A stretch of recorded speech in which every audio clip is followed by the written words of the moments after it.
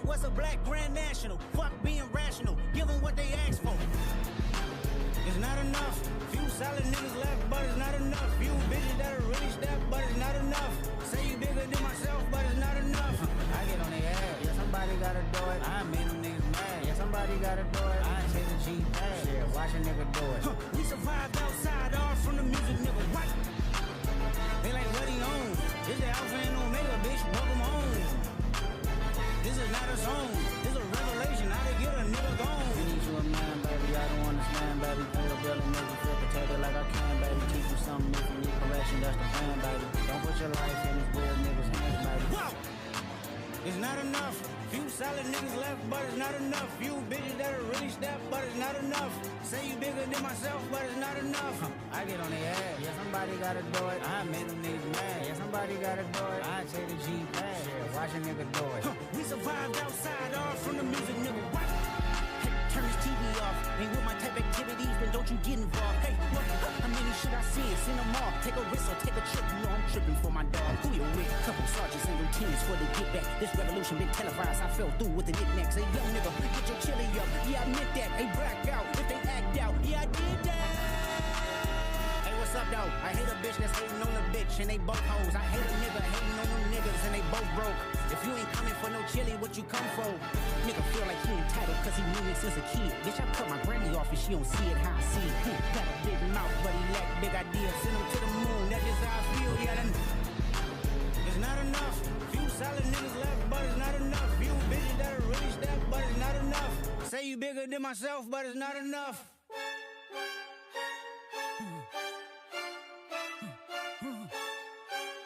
Hey.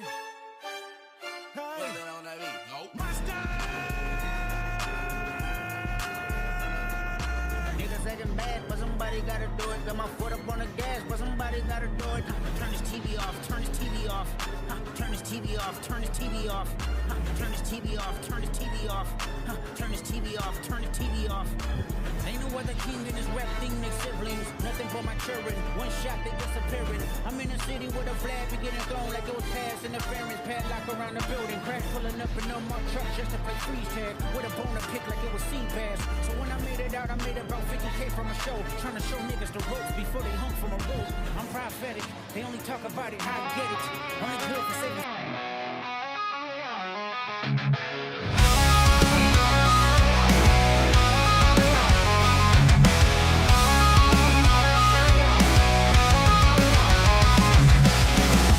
Day, nothing changes. All I want is a moment to think clearly. But thoughts come unrelenting, consuming every waking moment. My mind binds me and I can't escape. I shout for help, but no one hears me. One day I'll feel I'll just disappear. Lost in this chaos, I'm searching for peace.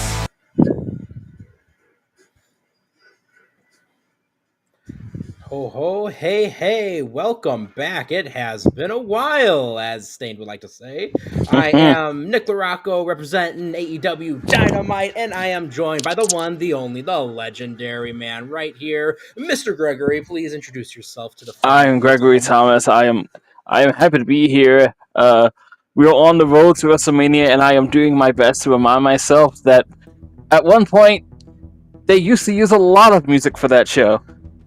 It used to be really good music too. Yeah, it used to be, right? Right. I mean, even like I think those early WrestleManias, like it still felt like really grand. And then as we went onwards and we started getting more, grungy and rock and roll with it, right? Like it was still awesome. I still think about My Way. I still think about the dual performance that we had at X8. That's right. It's not 18. It's X8. But we had, dude, like Drowning Pool and Saliva. Like that is pure. That was a pair. That is such a pairing. Yeah, it is pure. What do you say? Like the epicenter of 2000s new metal. Absolutely. And they played live, and honestly, like their live performances were awesome on those shows. I thought so too. They had Tearing Away, right? Yeah. That was the because wasn't that the theme for the feud? Yes, it was one of the themes of the event too. Yeah, so like they played that song live while they did the. It was one of the rare times that they did like the big go home video package through a live. How do you say mirror? Yeah, I thought they did a real nice job with how they did that too. I did too. 'Cause that could go so wrong. It's so easy to mess that up, right? Mm-hmm. Yeah, so thankfully we didn't have any mess ups on that night. I'm trying to think, like, were there any other like great ones? Of course, WrestleMania 19, Crack Addict. Ah, yes, Crack Addict.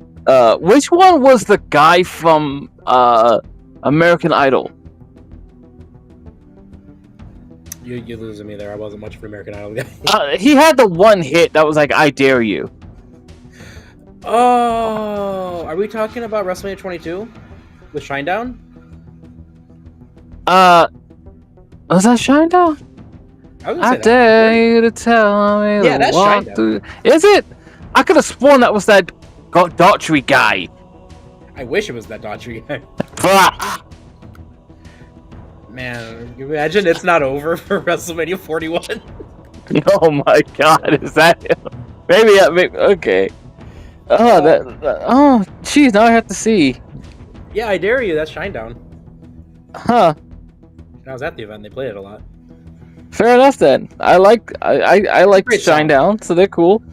That was another one of those bands, I think, just like a Drowning Pool and like Saliva, that they used a lot. Yes, they did. They did. Jeez, yeah. There were some real fun WrestleMania theme songs. Big Time just makes me laugh, so I'll always. I'm on my way, I'm making it. I really enjoyed WrestleMania 23's music. Okay. Ladies and gentlemen, good evening. Oh, yes. You've yes. seen that seeing is believing. Your ears and your eyes will be bleeding. Please check to see if you're still breathing. And that was after, was that also Shinedown? Were they? No, after that. Because like that was around the time they started doing the whole two songs a show. For which one? Oh no, I think that was Default. Oh, Leave the Memory Alone? The Memory Will Never Die. Oh, The Memory Will Never Die, yeah. Which is also a great song. Yes, the well-known second favorite Canadian band to Nickelback, Default. You got yourself a Default reference on a show in 2025. Step Up was also fun. That was the other Drowning Pool song. 20.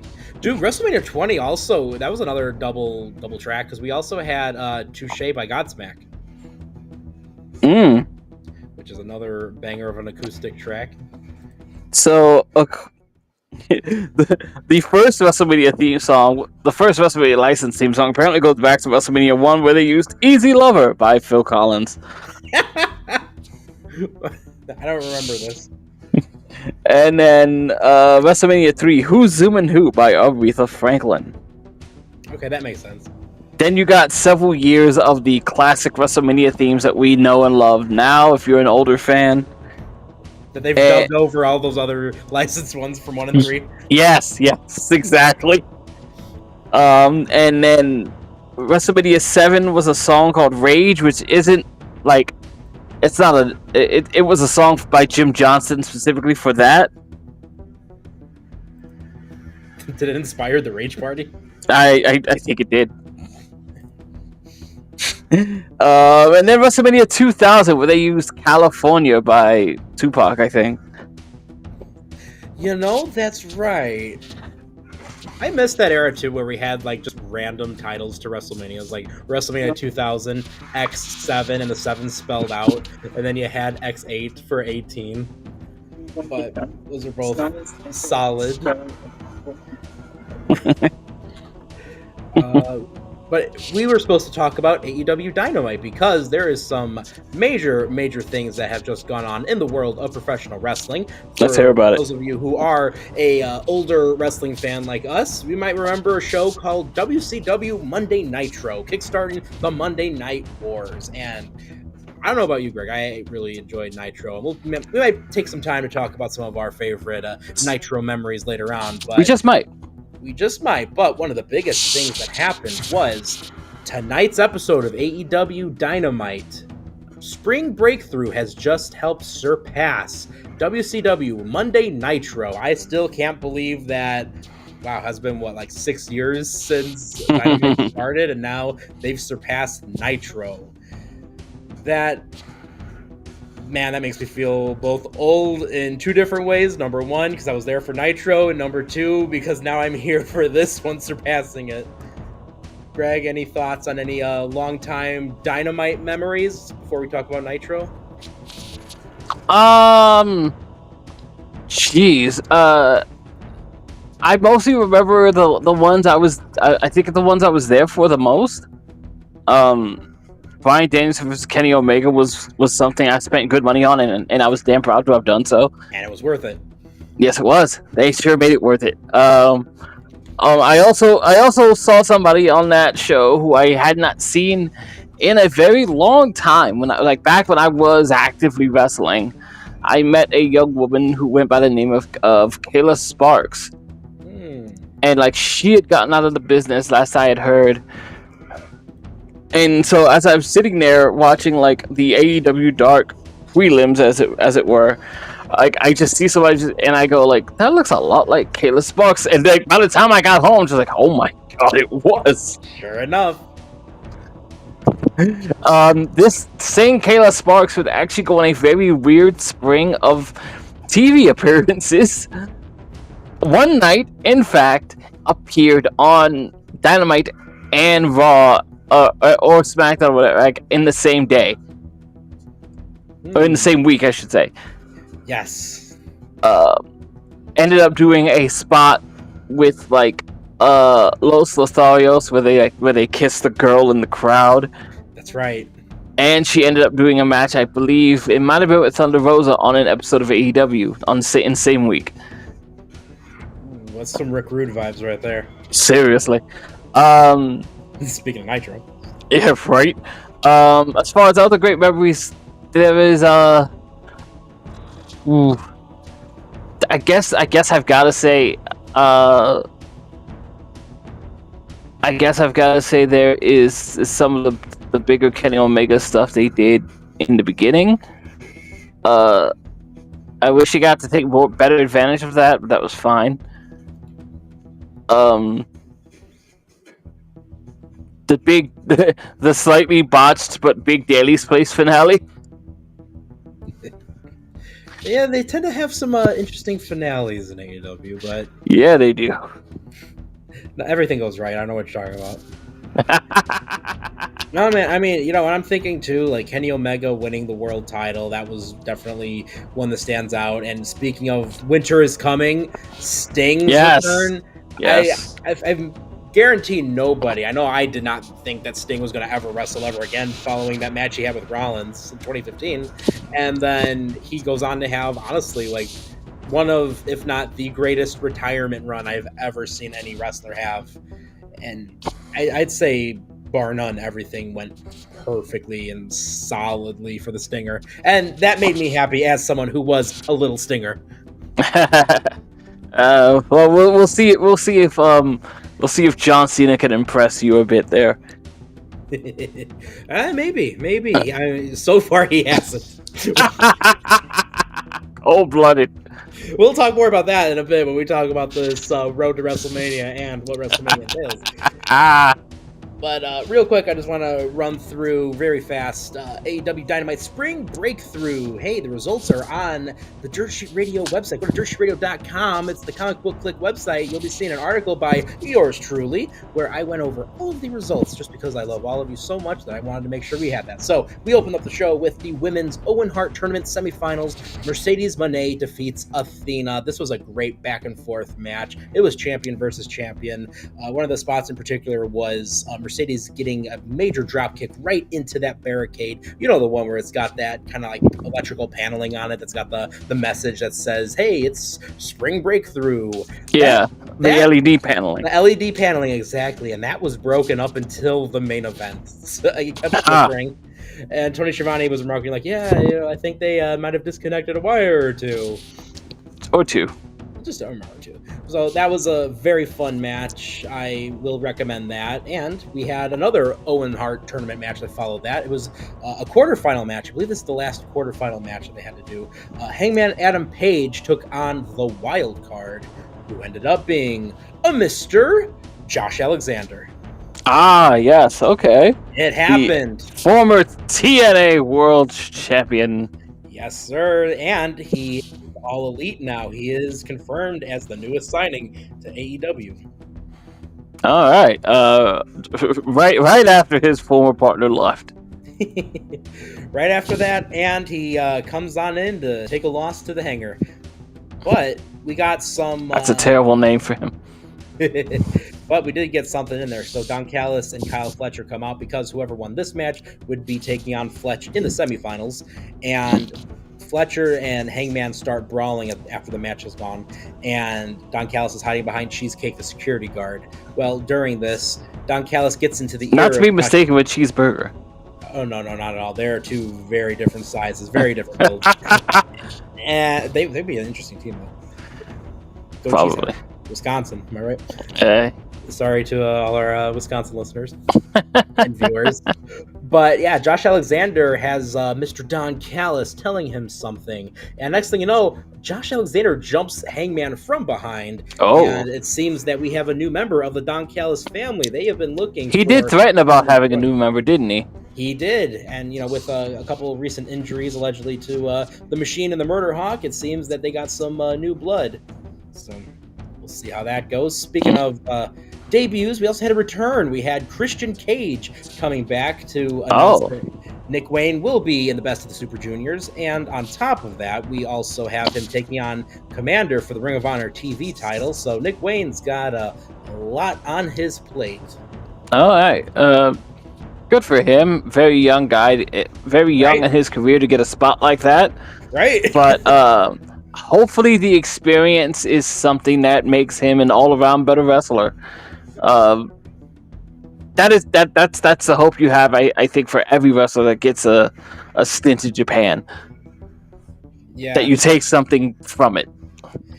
Honestly, too, I think he does have what it takes to pick up something from that experience, from that excursion, and be able to really apply himself and apply it to when he comes back, when he returns. And yeah, I feel like out of all the legacy wrestlers right now, you got them all across the spectrum. For every hook, you also have a Brock Anderson, which I'm not saying that in a disparaging way. Both guys are just vastly different in terms of what they do in the ring.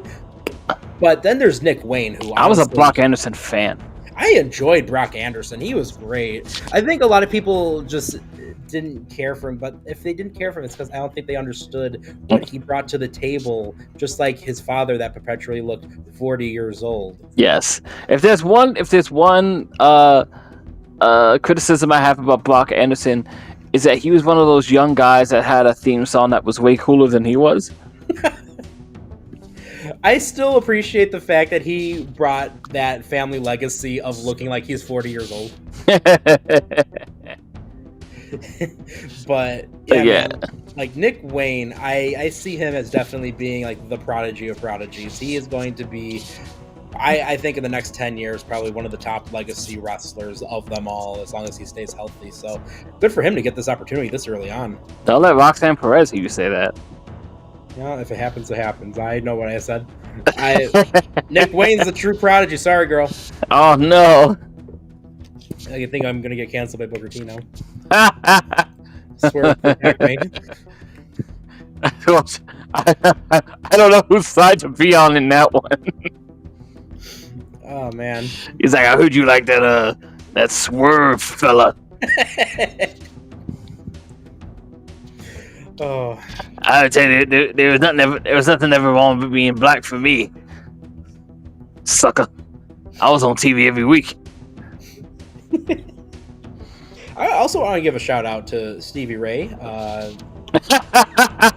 Just because I enjoy Stevie Ray. Suckers gots to know. Suckers gots to know, and we're Facebook friends, so shout out to Stevie Ray. Nice. I didn't want to disparage his brother. I appreciate the fact that, like, during the height of around the height of Triple H's run, Stevie Ray had the nerve to go on TV to use an elevated pedigree as a finish. I like to think that's the real reason that they didn't sign Big Stevie Ray. Fuck this guy.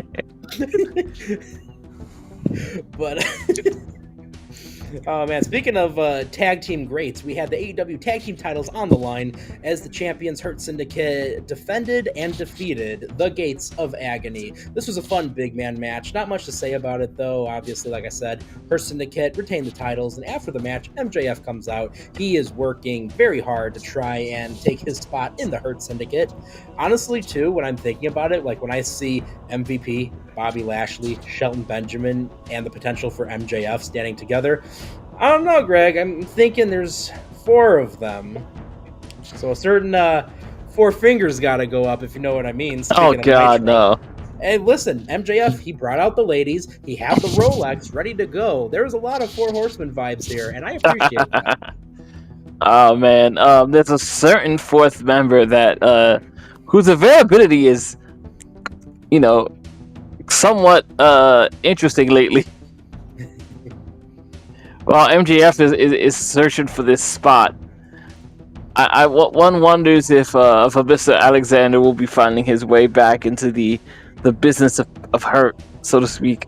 Oh, what if that's what happens and they're just like, yeah, all right, we're ready to bring in our 4th member, and then Cedric comes in. Yeah, right. Brother of Josh Alexander. Ha! New Age Dudley Boys or some shit. Oh, why would that be really cool with those 2 guys, though? Why could I kind of see it? Oh, man, that would be wild. But, like, getting back to this, you also just gave me this, like, deep cut reference where MJF's working on getting his spot, not their spot, liver spot, dog spot, anybody's spot, but his spot to join the Hurt Syndicate. If anyone is too young to know what I was referencing there, go watch Nitro throughout September of '97. Like, you'll thank me later. And then you might hate the NWO, maybe. Yeah. Or you'll make fun of Arn Anderson, one of the 2. One of the 2. How dare you make fun of Arn Anderson? Honestly, and man, I just need to take a moment to decompress, because there was a very wild match tonight. One of the greatest matches, dare I say, in the history of Dynamite. And it sounded very genuine when Tony Schiavone was saying that very thing. I'm talking men's Owen Hart Tournament semifinals.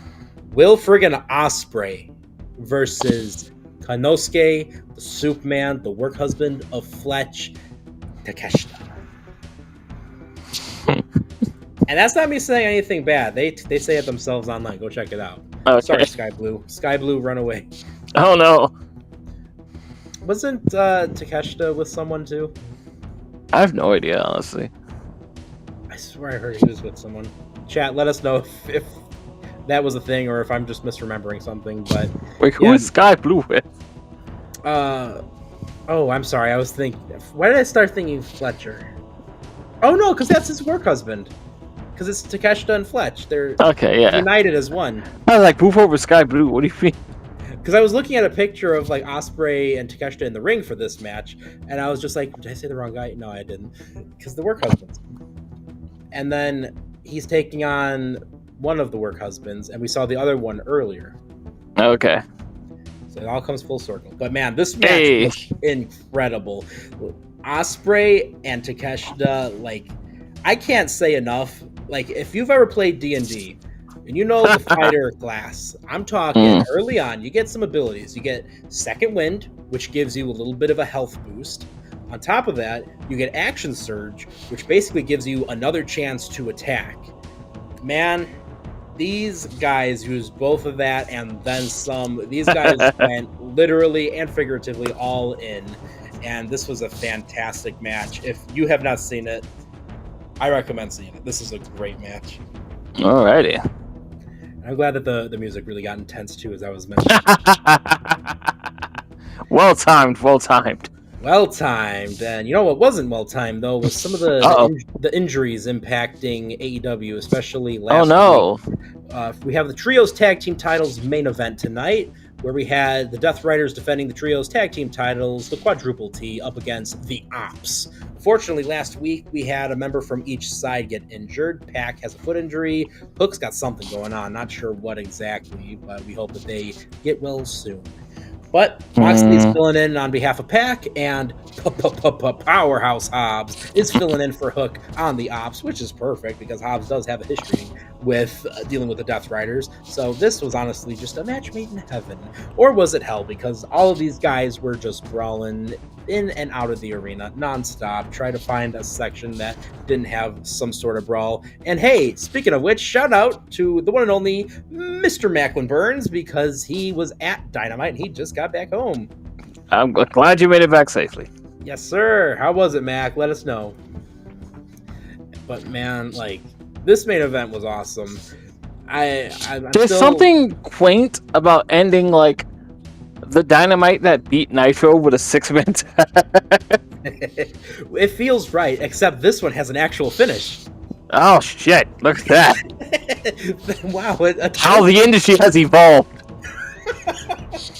There's not like a bunch of run-ins. There's not a double DQ. What's going on here? Randy Anderson didn't fall down. Nick Patrick's not holding onto the ropes for dear life. Ah! Nick Patrick got the worst goddamn ref cells ever. The arms gotta go straight up. Like, sir, you were a wrestler. You know how to work. I love you, Nick Patrick, even if not that Tom Green doesn't. Oh, no, God, does he not? Oh. And Max says that the show itself was tremendous, especially when Samoa Joe choked out Mox. The place went crazy. Could not believe it. And oh, that's nice. That definitely could be picked up on the TV. Like, when that happened. Oh, yeah? I stood up. I was like, oh, that happened. I almost wonder if they kind of wanted that spot to be Hook's.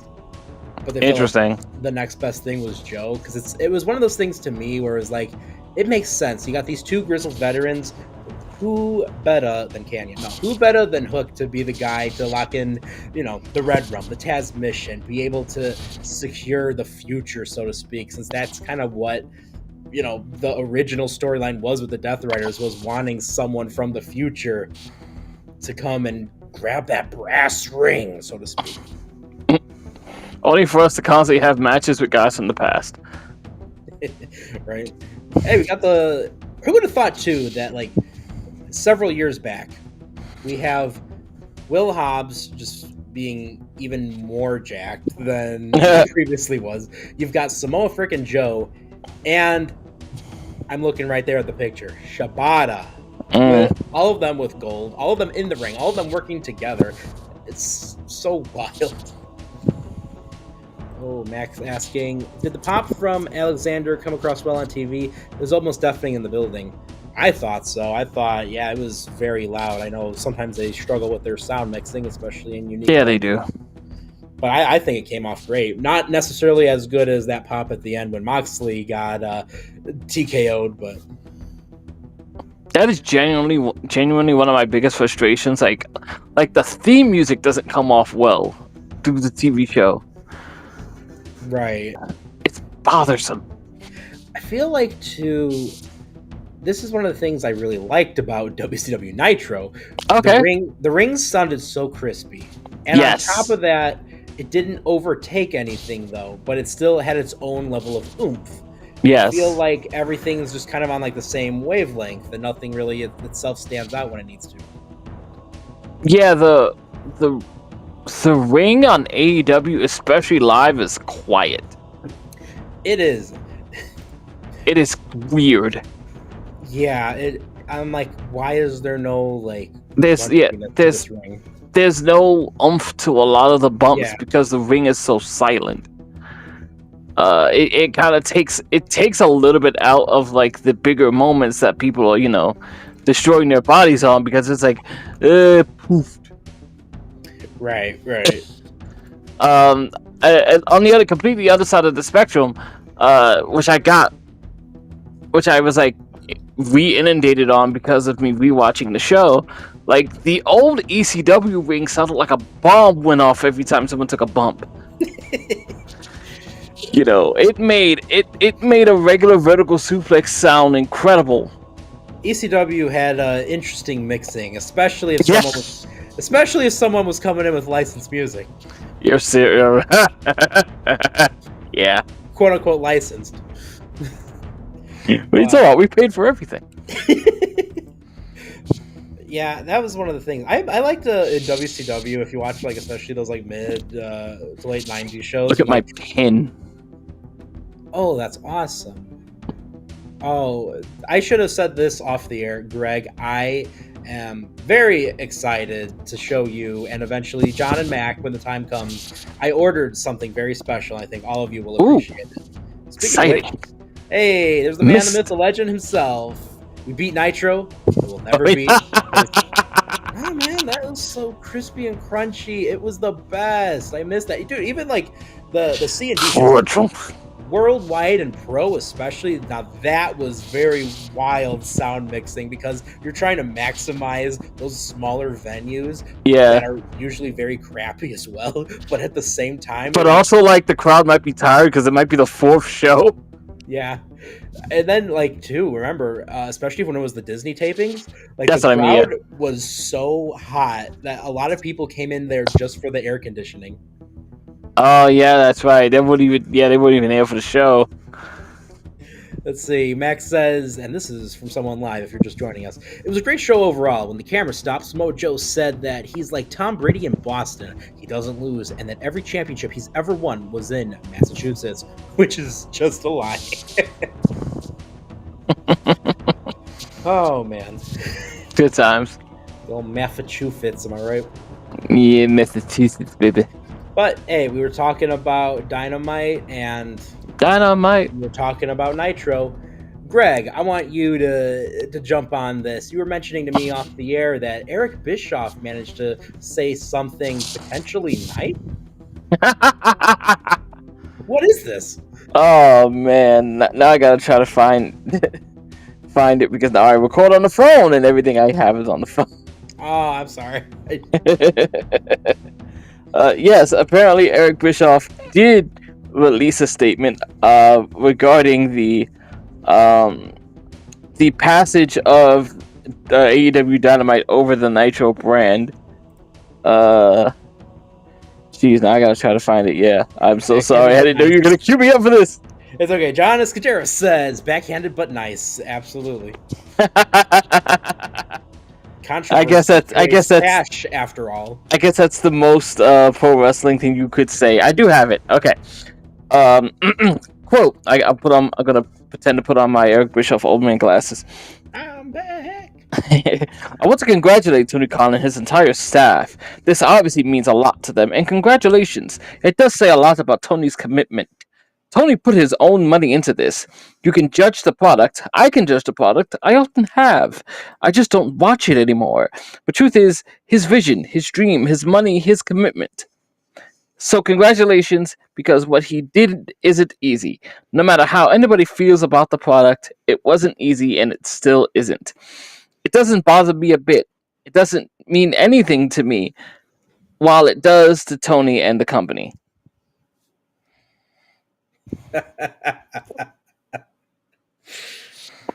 Ladies and gentlemen, Sleazy. Better than ever. Man, this grifter. I don't even need to say anything else. I just need to pop on the screen real quick. Greg, would you please read what I am going to pop up first from John? I don't see your screen at the moment. Okay, I'm just popping up the comments there on the bottom. Yes. We don't need your magnanimous bullshit now, Eric Bischoff. Fuck off. That's all we need to say on the matter. Hey, I'm just saying, Mr. Bischoff. Magnanimous. A lot of rumors about him and his neighbor, DDP, was it? Oh, dear. Miss Kimberly. Oh, no. You guys ever hear the story that Eric Bischoff gets banished from Rick Rude's funeral? I have not.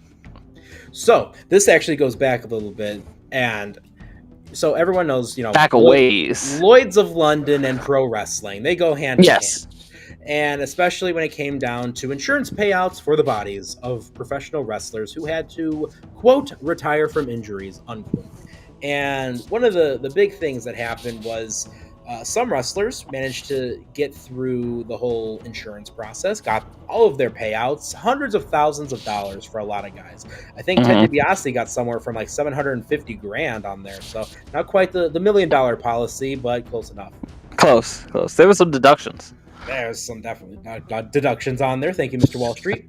But on there, Mr. Rick Rude had a very hefty policy that he really wanted to wrestle again. And he was training to wrestle again. He wanted to have a comeback. He saw Hennig be able to have a comeback. Hennig was able to pay back X amount of dollars from the policy because when the wrestlers would come back, and even as small as taking a bump, Lloyd's of London would request some money back. Like, hey, we kind of paid you to not be able to do that anymore. What's going on? You want to give us back that money? Well, Rick Rude really wanted to get back into the ring, and he wanted to wrestle. So he wanted to get a contract from Eric Bischoff. Now, Rick Rude and Eric Bischoff's wife go way back into high school, where since then, they were longtime good friends. Some might even say besties. So Rick Rude was just like, yeah, let's do this. Absolutely. And Bischoff's like, no, there's no way we can make that work. There's no way that we can make that happen financially. Interesting. Remember at the time, if you've seen Hulk Hogan's insane 1998 contract, you'll see that they were kind of throwing a lot of money towards that. Right. And Pastamania. Brother. It's great. Yo, Cruz, dude. Mac, that was for you.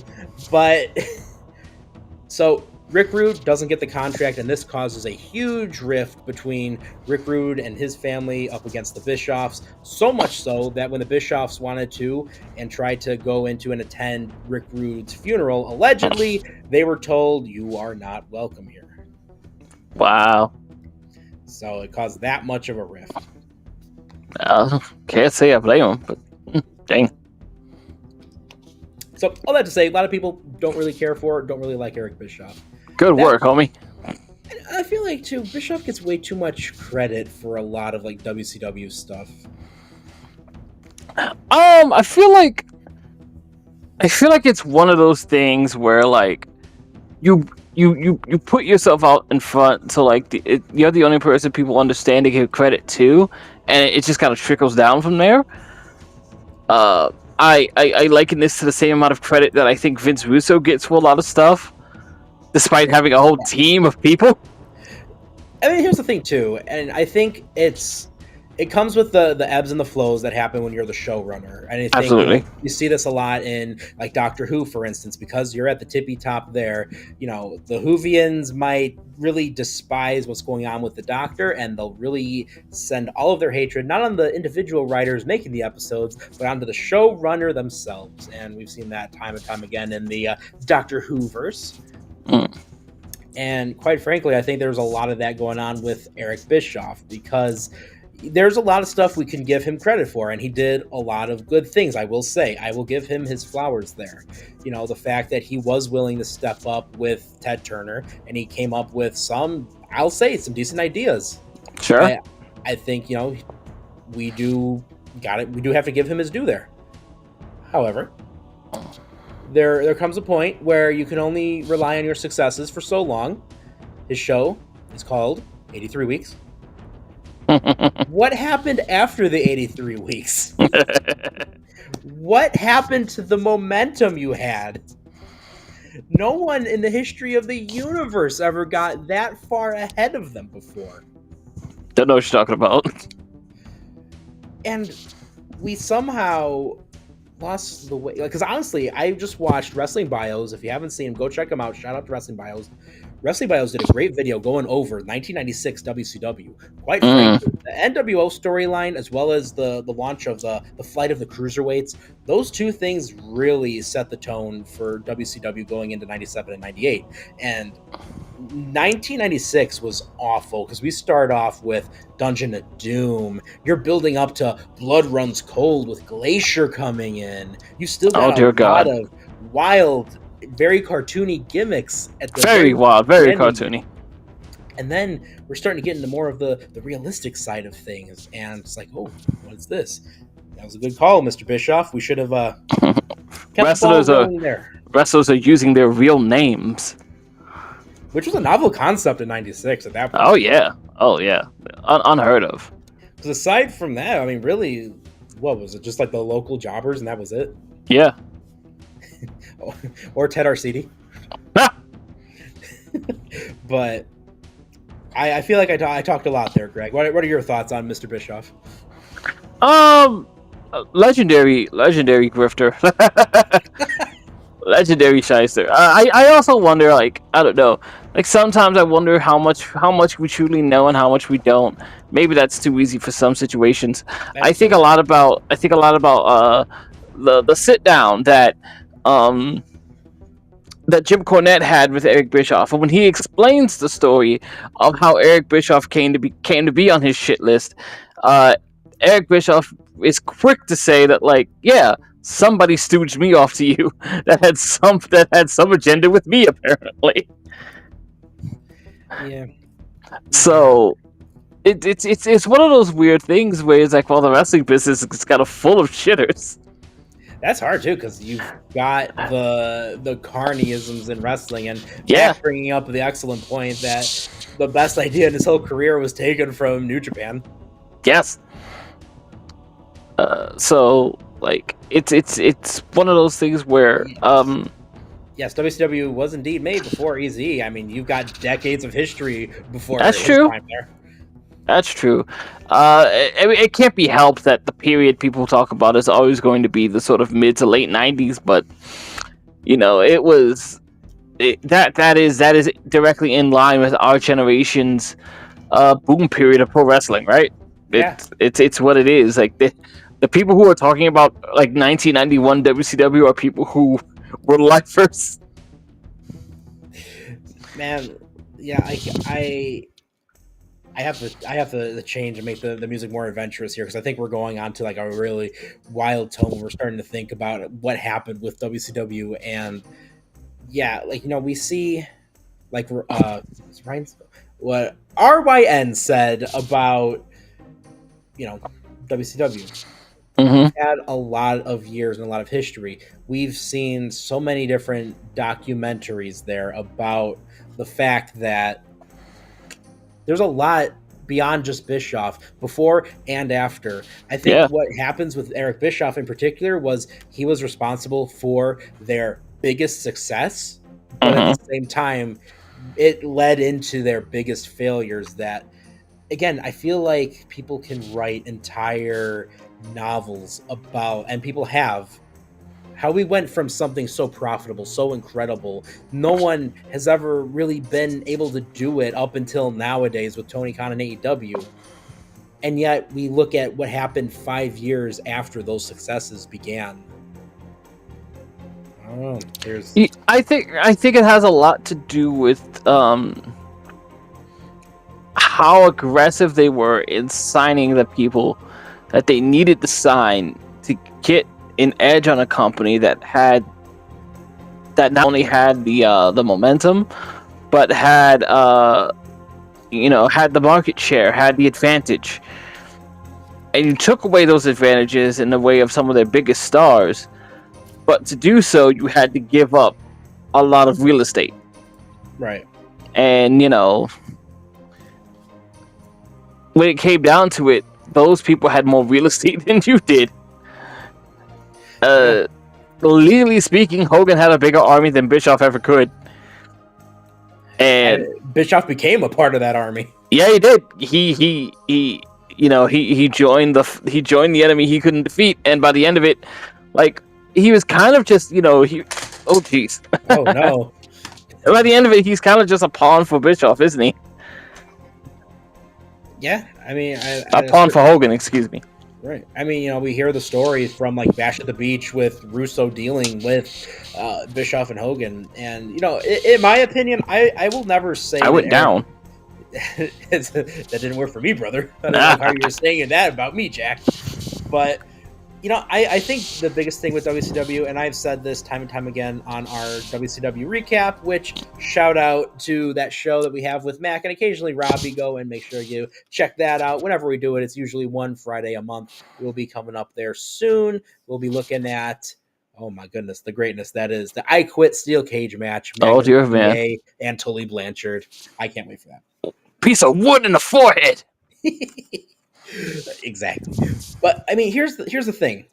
WCW was a death by 1,000 cuts. That's how I'm going to say it. That's how I've always saw it.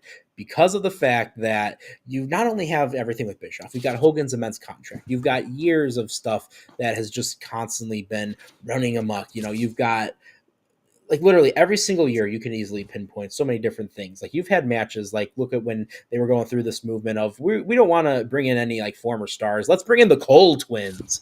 And then we'll put them in a match with, you know, some like indie stalwarts and the Blackhearts. And they have a match that's so bad that the Blackhearts just retire from wrestling full time.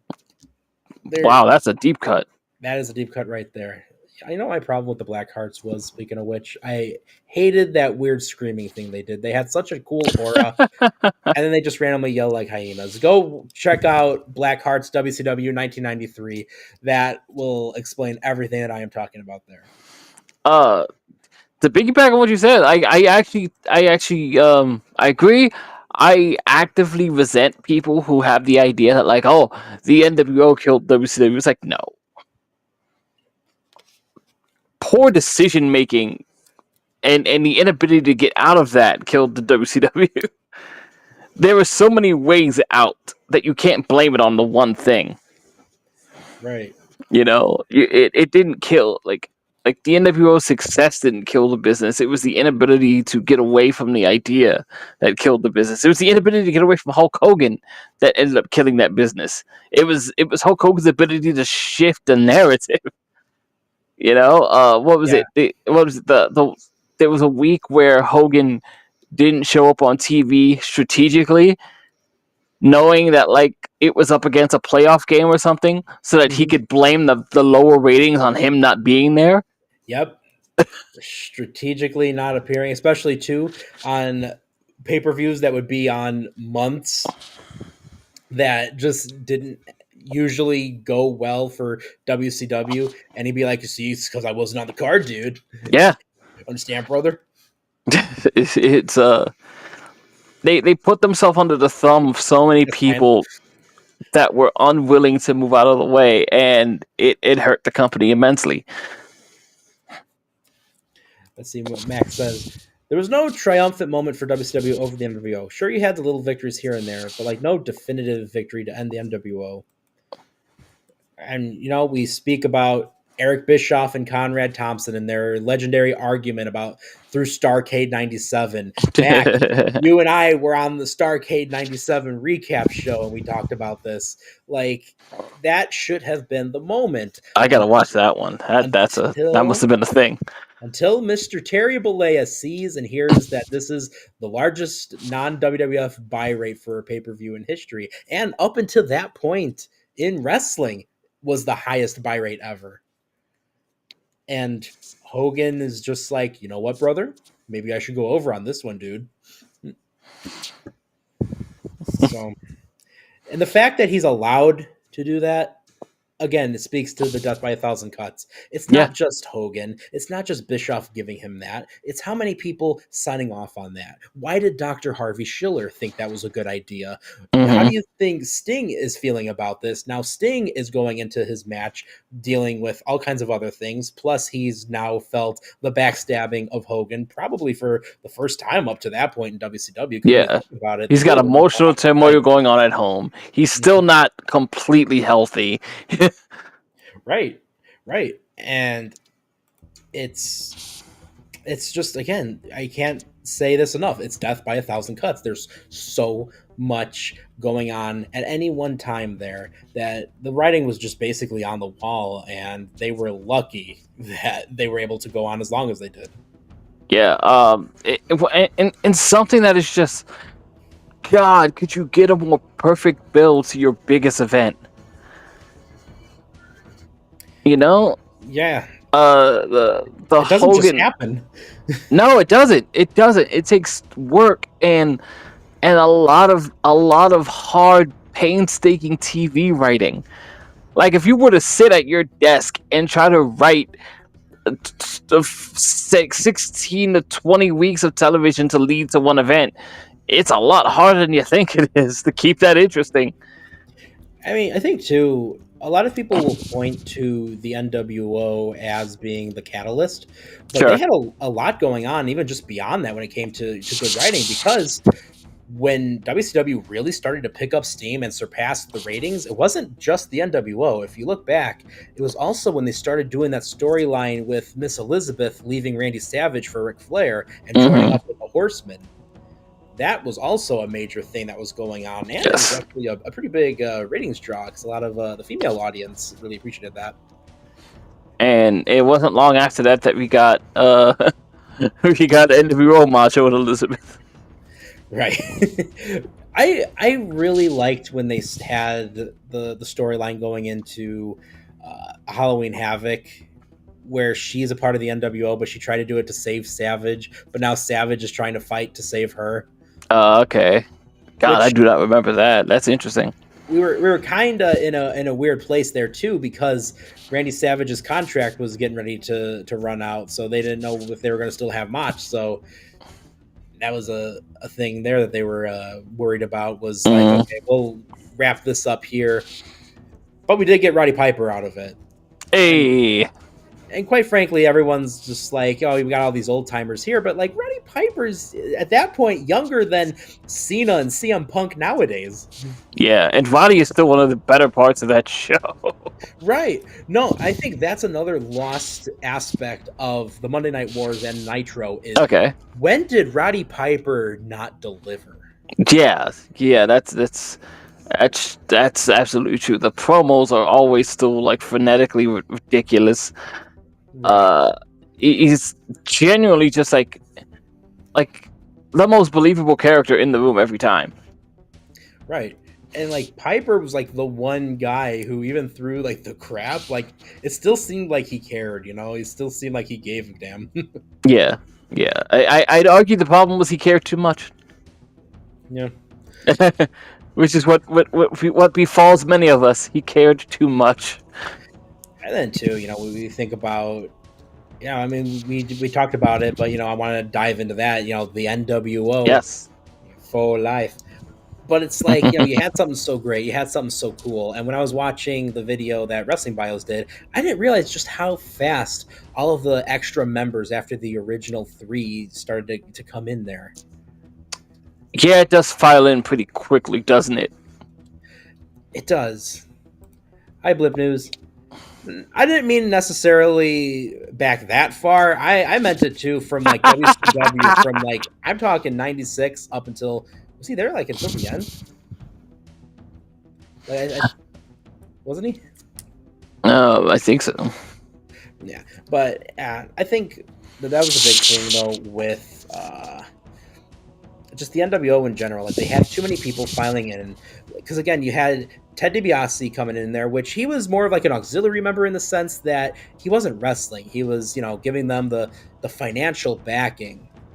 Then we had the Giant, which was kind of iffy because of the fact that like you already have Kevin Nash. Yes. And you literally just took the title off this guy, and you've spray painted him how many times, and you hit him in the head with the title. How many things can you do to a 7-footer? Right? And then on top of that too is just like, isn't this supposed to be the group of former WWF guys? At this point in time, when was Paul White there? Which was always my complaint too with Buff Bagwell and Scott Norton. As much as I like Vicious and Delicious, I'm like, I don't know about that guy. Yeah, they kind of killed the magic of it appearing like a WWF invasion, right? Yeah, which I get. I'm sure there was probably some weird legal thing because of Vince's pettiness at the time. Sure. But I don't know. The Giant, okay, I could kind of get him because you want the biggest guy to join you. But then we bring in Vincent. Man, Grifter extraordinaire. rest in peace. Brian says Yes. Scott Hall said that's what's wrong with the NWO, where a T-shirt made you over.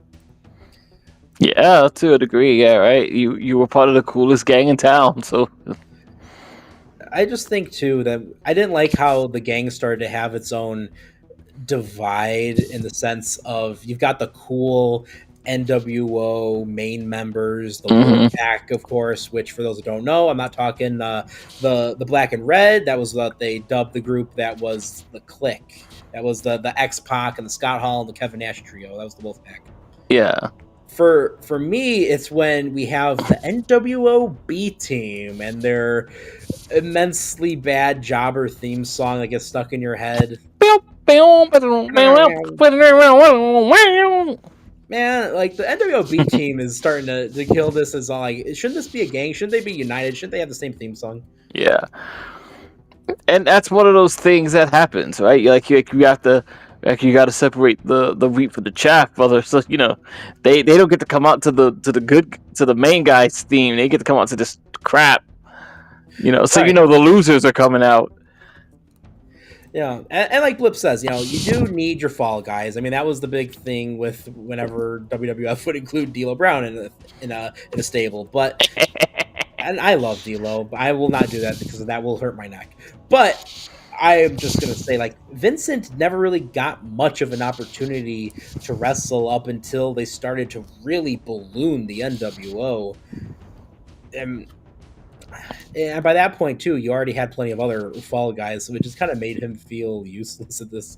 He was literally just there to be a guy to stand next to Ted DiBiase. Yeah.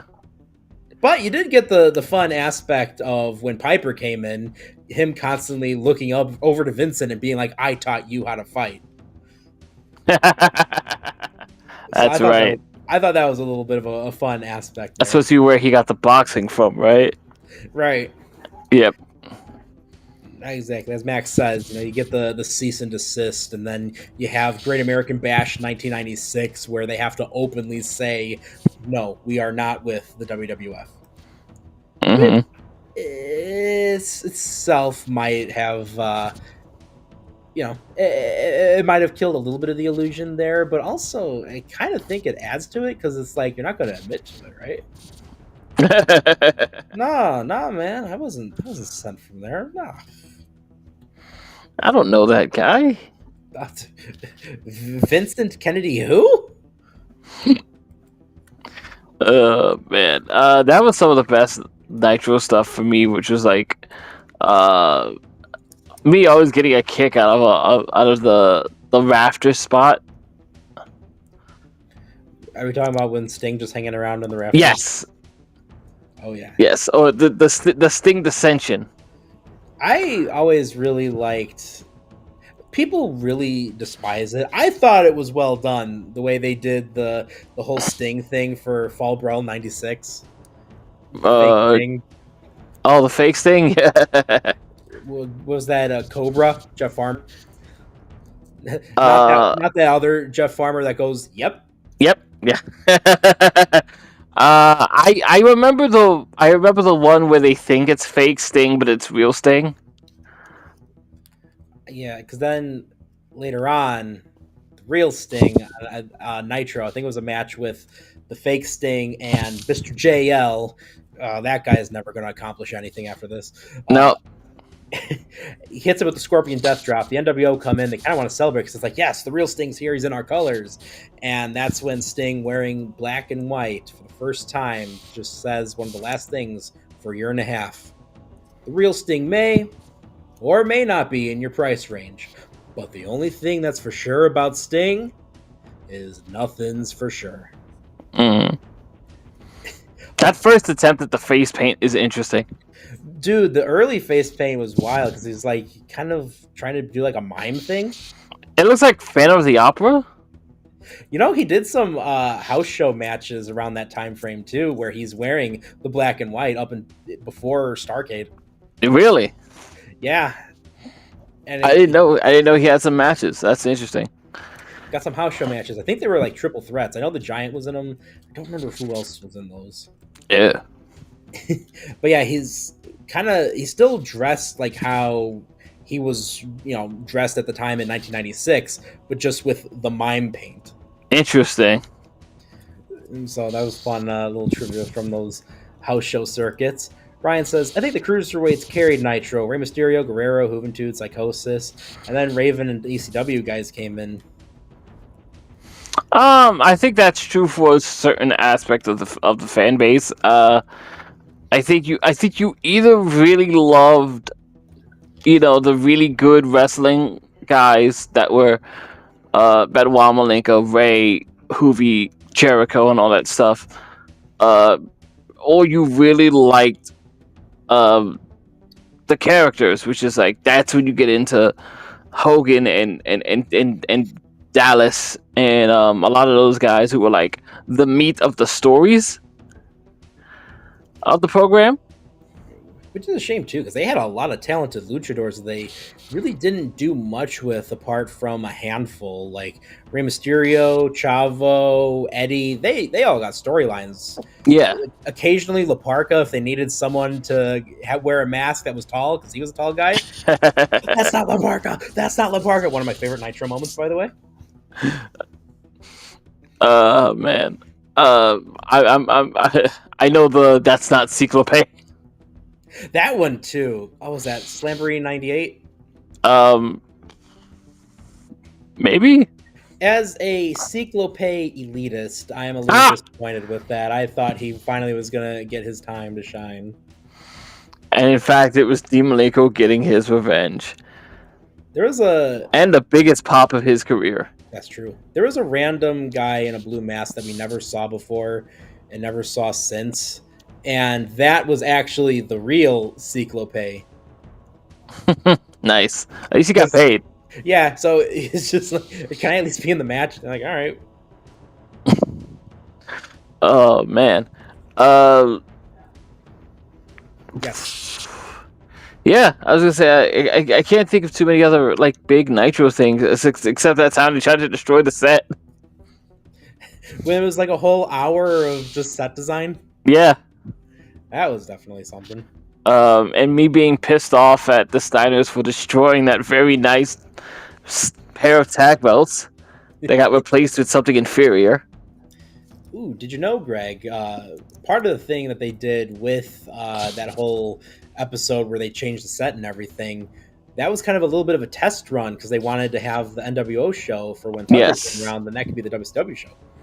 Yes, I knew there was I knew there were mumblings about making an NWO show, even though I don't think they understood what that meant.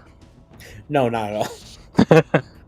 Which, if you think about it, it's kind of funny because, like in the Thunder intro, it's almost like it's built to be the NWO show, even though that's what they wanted Nitro to be. Interesting. Because if you look at the intro, it's just like the Hollywood sign, and then it goes over like everyone who's, for the most part, I think when they go through the letters, all but like one or two of them contain a member of the NWO doing something. And Hogan gets 2 slots because it's Hogan. Of course. Brother. With that in mind, the people who now own the principal that is WCW have something very big coming up, Nick. Ah, yes, the Raw after WrestleMania is going to be great. Of course. Oh, they have not top-loaded that show like they used to. But you said it, Greg. We are talking WrestleMania 41. It's still so weird that we're on 41. You think so? Yeah, I don't know. I'm still like in like the early 30s, maybe late 20s for WrestleMania. Like, it's wild that we're like, wow, it's like already in the 40s. Yeah, Greg, we are old. Mr. Greg, do you have the card pulled up? I am pulling it up right now. for night one of the WrestleMania weekend that we all still kind of hate because we have to make 2 plans now. Oh my goodness. We have the War Raiders, Eric and Ivar versus the New Day for the World Tag Team Championship. I know there are a lot of people who are hoping that this match is really all about a Big E appearance. I don't know how to feel about that, but other than that, how do you feel about this match? Yeah, I mean, these two teams always work really well together. It's just one of those things where, like, I feel like I've seen it so much that I don't care right now for it. I understand that, absolutely. It's lost any real oomph it has because we do it on Raw all the time. Right. I saw they tried to add some emotional content to it by leaning on the fact that the New Day went after Eric's bad neck. I think that's definitely the fun dynamic with this match is that New Day are going into it as heels and Warriors are, like, you know, kind of like the faces. Yeah. So, yeah, they tried to re-injure Eric's neck that he just got back from, and you know that is the driving force on this. They're really gonna take it to the New Day this time because they tried to hurt him. I guess that's the difference. I don't think it came across as well on TV, but I don't know. Hey, speaking of great cruiserweight action coming up, Woof. give us match 2, Greg. Rey Mysterio will be taking on El Grande Americano. Yeah. God. Cruiserweights are back, baby. I want to believe that at some point they're going to do the gimmick where Americano's in the ring, and then Chad Gable shows up at ringside, and you're just like, but who's in the ring, Donnie? That's not Americano! That's not Americano! And it's Diamond Dallas Page. God help us all. He suddenly got really tall. He's just crouching the whole time. You're right. It's that DDP yoga, I'm telling you. Other than that, I can't help but just feel like almost I feel like both Ray and Chad got cheated out of a match that I would have taken more seriously. But whatever. So is WrestleMania. I guess I'll just be happy Chad Gable's on WrestleMania. That's true. And in spite of itself, it'll probably be a very good match because they're too good for it not to be, right? Valid. They're both going to deliver, absolutely. And I think it's going to definitely be the Dark Horse match. Yeah.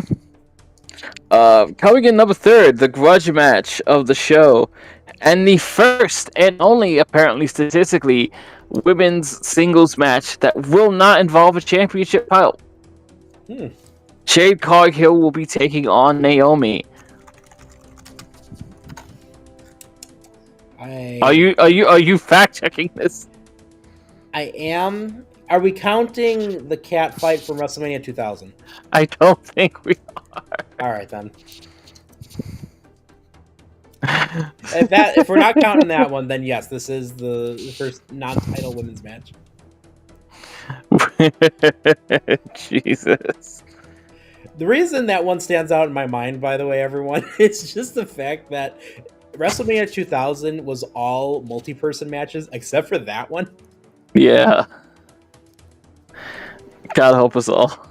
You know, they talked about beyond just the hardcore match for WrestleMania 2000 doing like a battle royal before.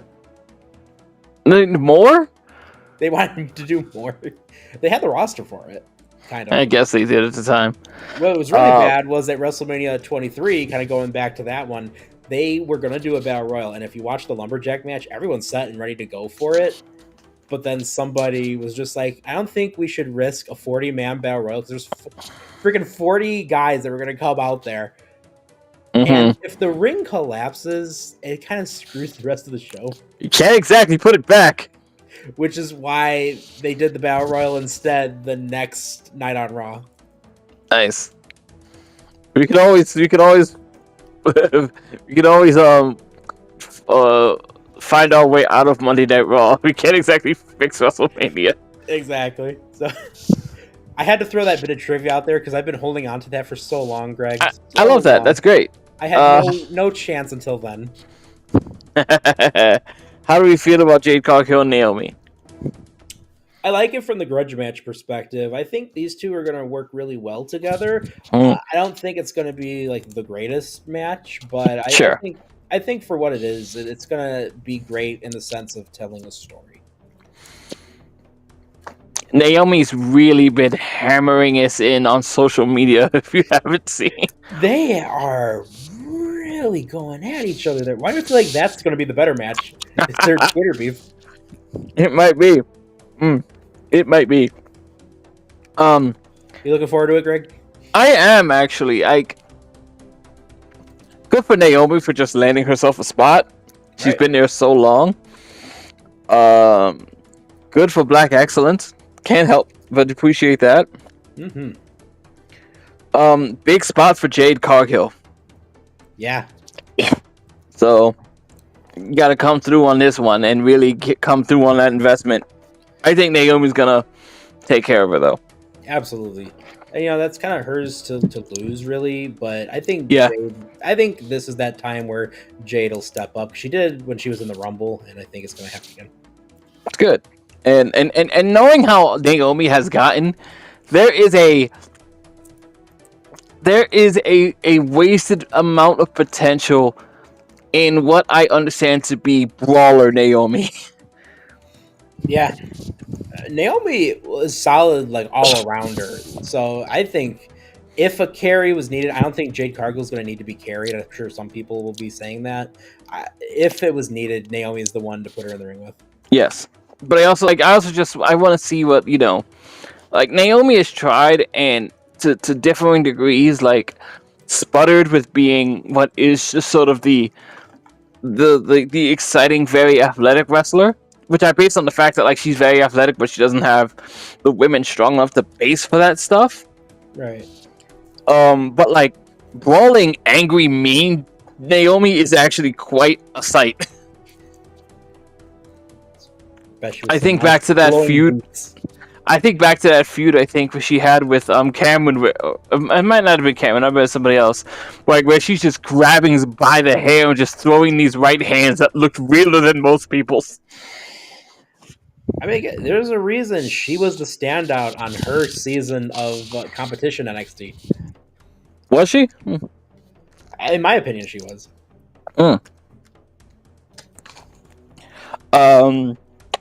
The next match is the one which I feel like is a foregone conclusion, but maybe not.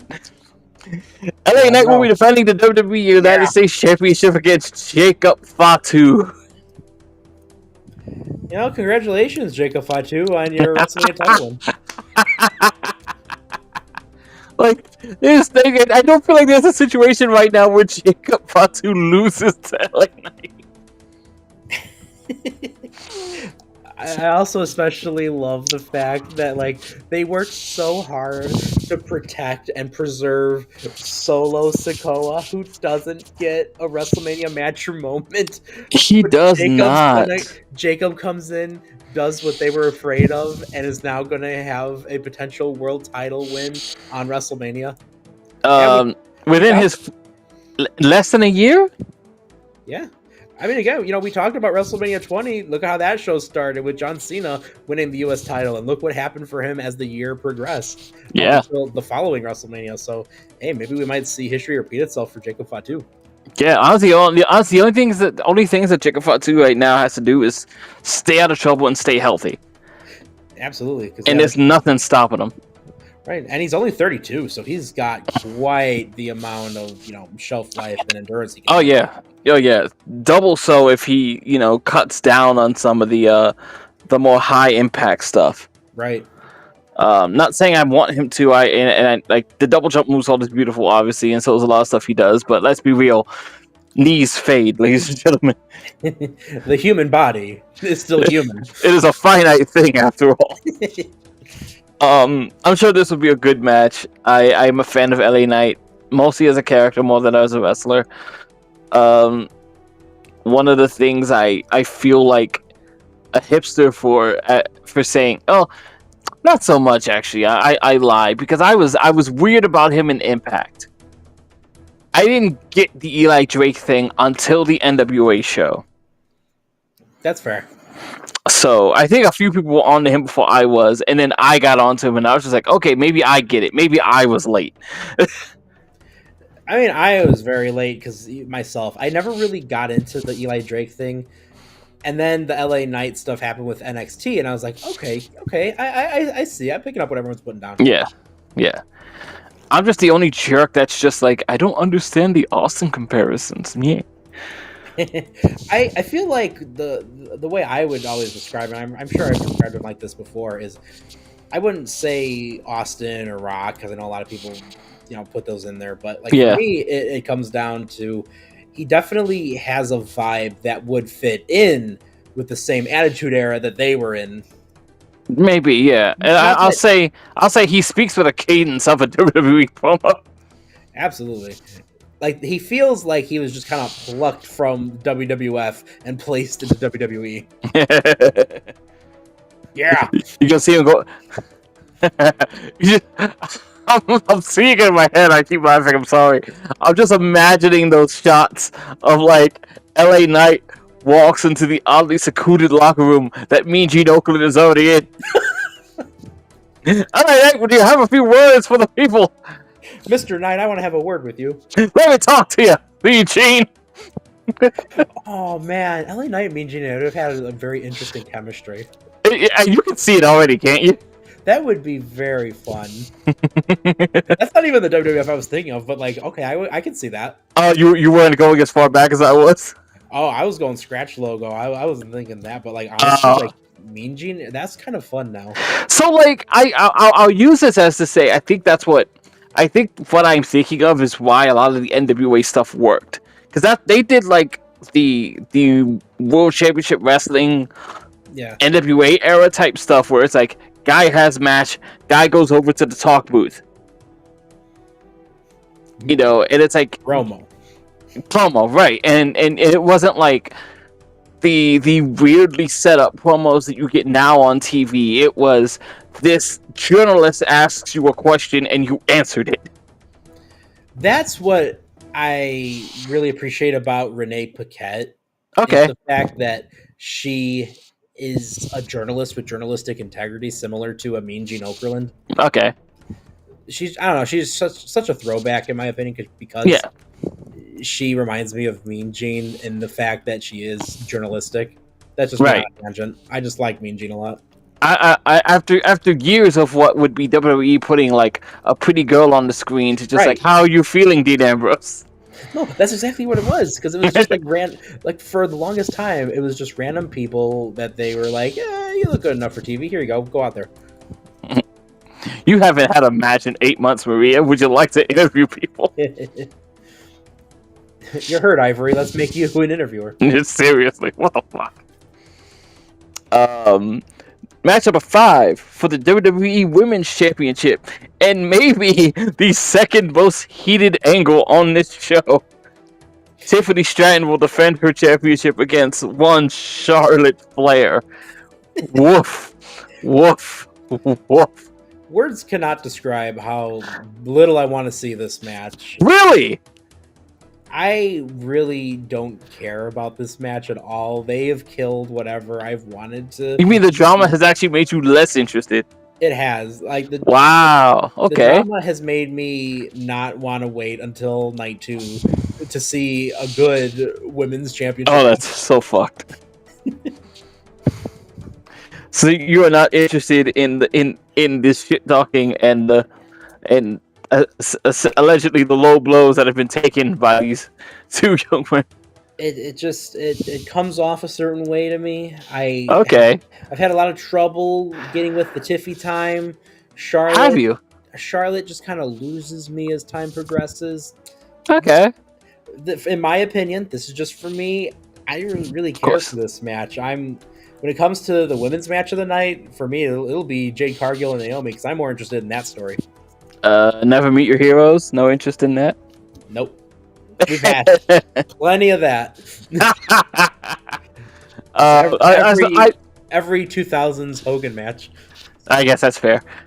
I'd like to hear your opinion on this. What's been your trouble with the Tiffy time? Like I don't hate her. I think Very athletic, very decently skilled for her age. here's the thing: she's very improved from where she's began. I think Yes. she definitely has what it takes to really become someone major in WWE. Okay. I worry that, especially with this match, they're relying too much on the parallels and not so much on what she does well. Okay. And yeah, I feel like there's just not a lot of good chemistry with these two either. And then At it got least- worse. Yeah, like that's just me. I do think, and I'll say this: I think Tiffy time. I think there's a huge upside. I think sky's Okay. the limit for her. Okay. Right now, I'm just not feeling it. I remember feeling this way, maybe not as harshly, but like I remember feeling this way about Bianca Belair, or I said the upside's there, but she ain't there yet. Yes. I felt this way early on about Bianca Belair when everyone was really high on her, and I was just like, it's there. She's not there. She's not as close to it as you think she is. And she's gotten there. That's exactly it. Yeah. I think I was in the same boat as you with Bianca Belair. Okay. And I think Bianca really quickly developed those little niche things that I think made her great. She was good, but now she's great. Yes. It didn't help at the time that ironically, we'll get into that soon, that at the time I was like, Bianca's not there yet, but she has the potential, and I believe she will get there. And in the next breath, I'm just like, oh, by the way, Rhea's there already. We should totally push this. I was on the Rhea train early. I mean, that's the thing too. In WWE in particular, it's that it factor, man. And Rhea Ripley had it in spades. She still does. Yes.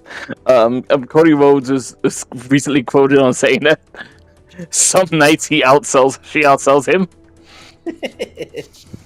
What is this? The top babyface being able to be outsold and openly saying that? By the other very popular woman in the company too. Hogan would never. Honestly, Hogan would do whatever it took to make sure that was no longer the top woman, brother. Brother, she's hard to work with, brother. The way she just keeps injuring the other women, dude. I think you should let her go, brother. Brother, you got me on that tombstone. Yeah. Undertaker still will not let that one go. The way he gaslit the shit out of Undertaker, and then he looked at the clip, he was like, motherfucker. And the whole time, Flair finding the whole situation hilarious because he knew what Hogan was doing. It's just Ric Flair sitting on a chair watching it happen. Just Flair knows. Flair is literally just the guy sitting there who's just like, yep, any moment. Just think about it. Think about it. There you go, Mark. Finally found out who Hulk Hogan was, didn't you? Like what Max said, Hogan would make sure that when you rang up a Chris Jericho and Dean Malenko action figure, that he got the credit on the receipt. I put him over, brother. They had no show, so it wasn't for me. Remember, on Hogan's 98 contract, if anyone sold merchandise, even if it was NWO merchandise, he still gets a little bit of a cut from that. Wonderful. Utterly terrible. What I did learn recently from AJ Styles is that he actually owns the P1 logo. Okay. So, good for you, AJ. Own your stuff. Yeah, it's a huge deal here in wrestling today. And it's a massive deal. If you've paid attention to any of the stupid stuff that goes on down there, it's a massive deal in Lucha lately when people keep getting in trouble for the legalities of whether or not they own this gimmick or the mask or whatnot. We've seen time and time again. I think about the situation with LA Park, La Parka. Yeah, that is the biggest one of them. Yeah. Now there's the third one, the La Parka the third. Yes. It's Not the Thriller. I mean, the original one did too, so like that I get, but yeah, gross. Um, Speaking of things that people are just not getting into, Nick. I'm looking forward to this even less than Tiffy and Charlotte. Really? The semi-main event. Let's speak it into the air formally. Gunther will be defending his World Heavyweight Championship against not the main event Jey Uso. Don't forget, this is Royal Rumble winner Jey Uso. Better spot than Bray Wyatt. Man, like, why? What happened with Jey Uso? Everything was going so well.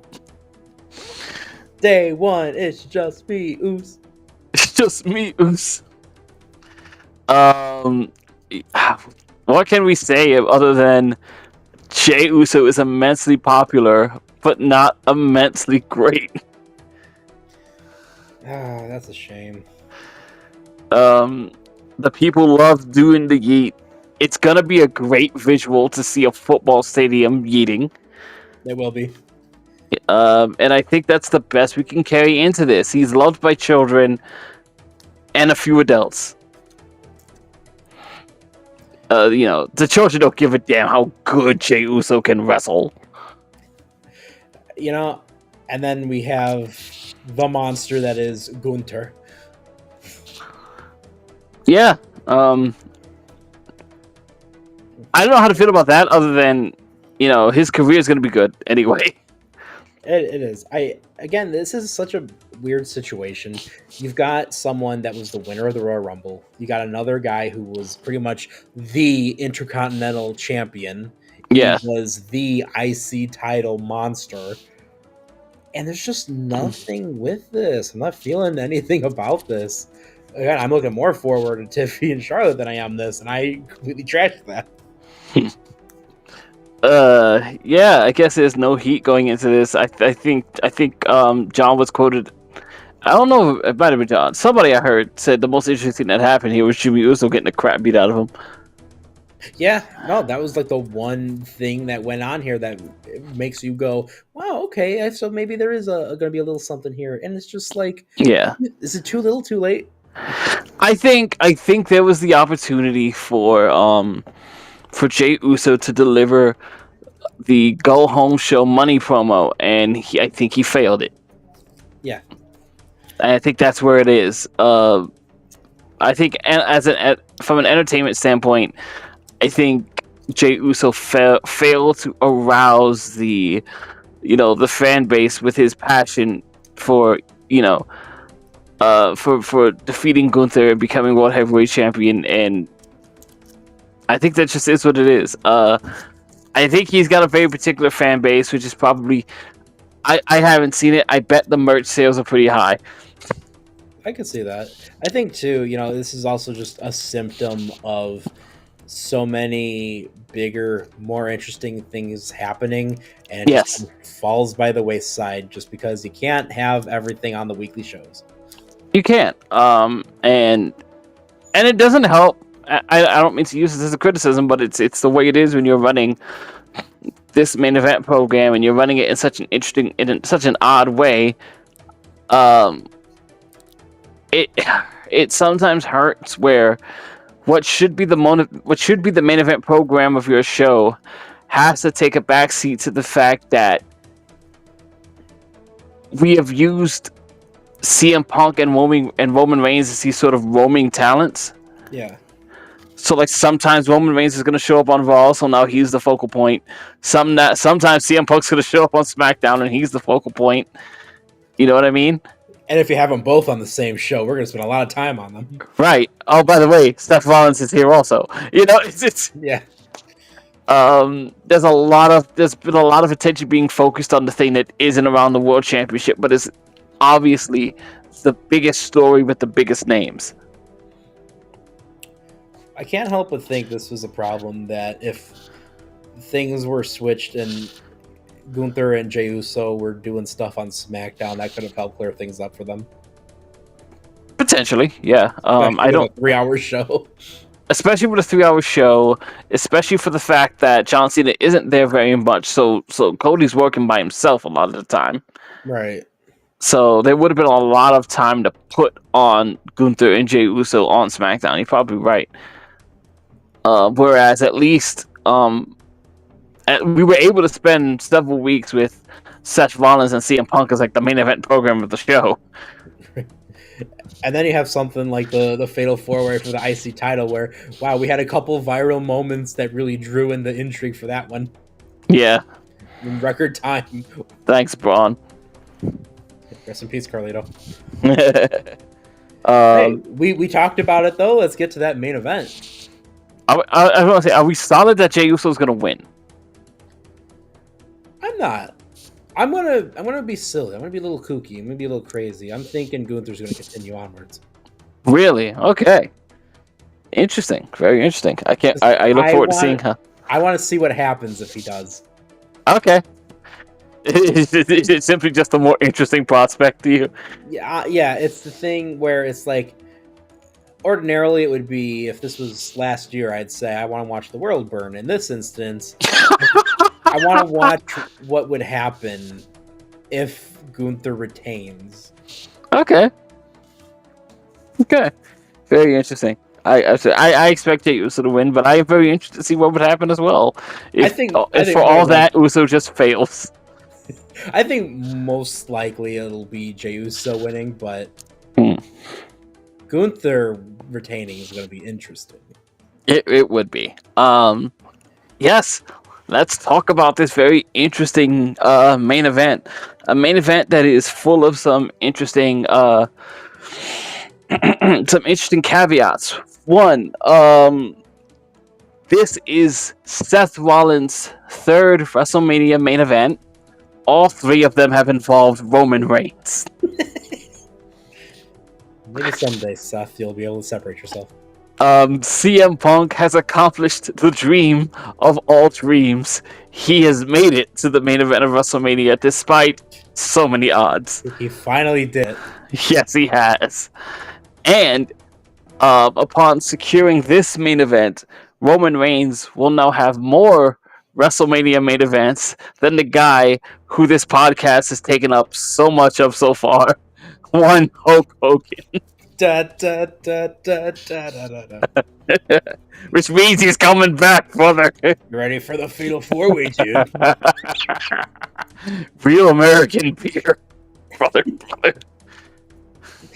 Oh, he forces CM Punk to drink it after defeating him No. with the leg drop of doom. God, I don't think there's anything more emasculating that can happen to CM Punk right now than having to eat the leg drop. Being forced to drink the Real American beer. Oh, man.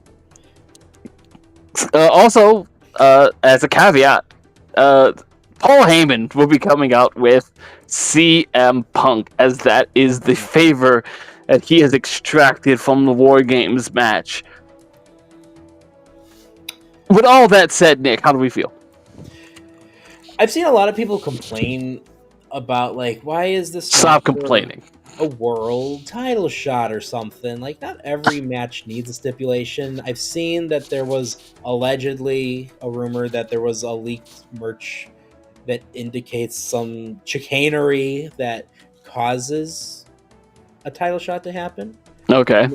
There's nothing confirmed about that. I don't know if that's true or not. I literally just saw one post about it, and I was like, that's stupid. That being said, though... And it's so easy to fake things now. It is. So I'm like, I'm not going to, I'm just taking that with a giant amount of salt. Yeah. A lot of NaCl. But, like, I think the three guys in here are going to deliver. The amount of salt that is in this McDonald's thing of fries. Exactly. I mean, when you think about, like, the way CM Punk is, he's a great talker, he can brawl. He's basically the Jon Moxley that they were seeking to slot in here for a Shield triple threat, if you think about it. That's an interesting comment. That's a loaded comment, sir. You're lucky John isn't here. And I don't, I mean that in the sense of, like, if Jon Moxley was around, CM Punk probably wouldn't be in this match. I feel like okay. I think originally they just kind of wanted something for these guys to do, because I don't think they had many plans. And it's like, well, we got three of the top stars. Let's pop them in a triple threat together. and you get a lot, checked off your list. You get a main event for CM Punk finally. You get to feature something for Seth Rollins, Roman Reigns. Hey, if there was something that happened and authority figure comes out and says, "Hey, we're going to pop on," It's going to be for the Crown Jewel Championship. Oh no! But we get something there. Like, hey, you'll get a title shot coming up whenever you want. Paul Heyman brings out the ECW World Championship. I just had a thought. Go Greg, for it. Did you see recently on Peacock? They did a documentary with behind-the-scenes footage for WrestleMania 9. I wanted to watch that. I have not yet. It's very good. For everyone who has, I highly recommend it. But probably one of my favorite looking sets. It's the most unique one. It was awesome. And that was revolutionary for WWE at that point. Yeah, an outdoor show in like this Coliseum setting. Yeah, that was awesome. But my point with this is, go for it. What if there's a reason that they released a documentary about WrestleMania 9 of all things? Oh god, don't go. I think you're gonna go. Beyond just the Vegas aspect. Of course. What if someone either loses or someone maybe wins this and then they get that magic title shot? Like, say CM Punk gets his main event and then he gets something out of it. And then we have John Cena and Cody Rhodes. Cody gets annihilated. And you know what works for Punk, brother? If he runs on in there with his black eye and he has Cody Rhodes like, "Are you okay, brother?" And Cody's like, get him. And John Cena with his new title challenges him, and you get the GPS. Does he have a Japanese man next to him? He does. Misses the salt throw. Cena gets killed. Oh wait, maybe Tanahashi's there. That's why the Rock had the shirt on. Greg, hear me out. Wait, WrestleMania Night 2? WrestleMania Naito? Stop it, no. Salt in the eye? Oh, that's terrible. Oh, it's there. The truth is out there. Nick is trying to end WrestleMania Night 2 on some bullshit.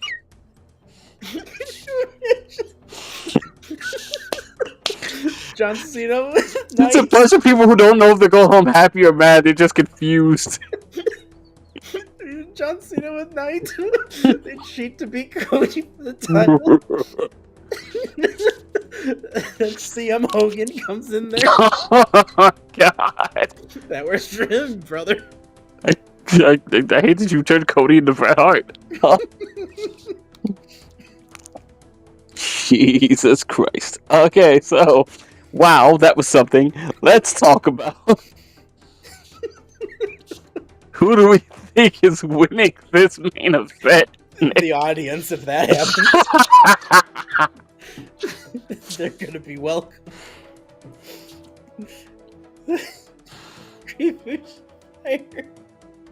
Great Wuxia Fire, go fuck yourself, Mac. Oh, man, honestly, I don't even know who I'm gonna pick on this. Who do you think? I was gonna go with Roman Reigns. Mostly in my head, I feel like we're gonna keep Roman on top here, and the other situation is him just not getting pinned. Punk has already pinned Seth. I don't think Punk gets the main event and the win. Like, I think Punk's victory has been gotten. You know what I mean? Yeah, he gets the victory for being in there, and beyond, that's what I'm saying. Beyond that insanely wild prediction for WrestleMania Naito, God damn you! You know what? Outside of that prediction, I have a good feeling about Punk on this. Okay, do you think Punk gets the W? I could see Punk getting the W because the relationship is so good now with Mr. Paul, and maybe, just maybe, we get something out of it. Okay. Bonus question: do we get Living Color back? They are performing in Vegas. Yes. That'd be great. Oh, we have to. Probably one of my favorite live WrestleMania performances. Separating the fact that I was there. Oh, you get Living Color alongside Rancid. Ha! I don't know how that's gonna work, but I don't either. Jesus. let's get all of Punk's friends there. Also, I remember when I saw that little bit of Raw, I was like, okay, Seth Rollins ended the Go Home show on top, so he's losing. Right. We know how this works. You know how you ping pong things, WWE. I read your book. I think Roman Reigns wins this one. If CM Punk wins it, I'll be very happy, and I'll end the show with a happy early 2000s CM Punk fan. I'm just saying, WrestleMania 9. Been backing that horse forever. God damn it.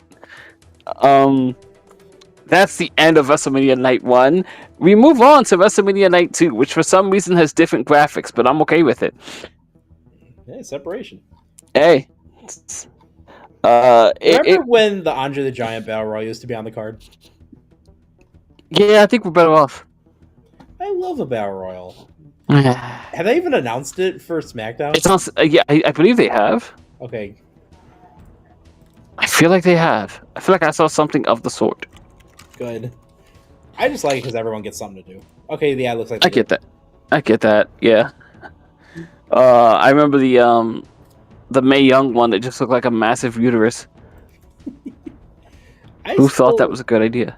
I still can't believe that they had the gall and the audacity to try to pull off the Fabulous Moolah Battle Royal before Snickers got wind of it. It's like, she did what? I like that that's all it takes to is just one of the big sponsors be like, all right, we're going to pull out. Like, no, wait. Yeah, dude. Twitter cracked the code. You don't go after the company, you go after their money. Twitter, please contact Snickers and Slim Jim to make sure my prediction for CM Punk. Oh, jeez, that's not how it works. Snickers, what's a Naito?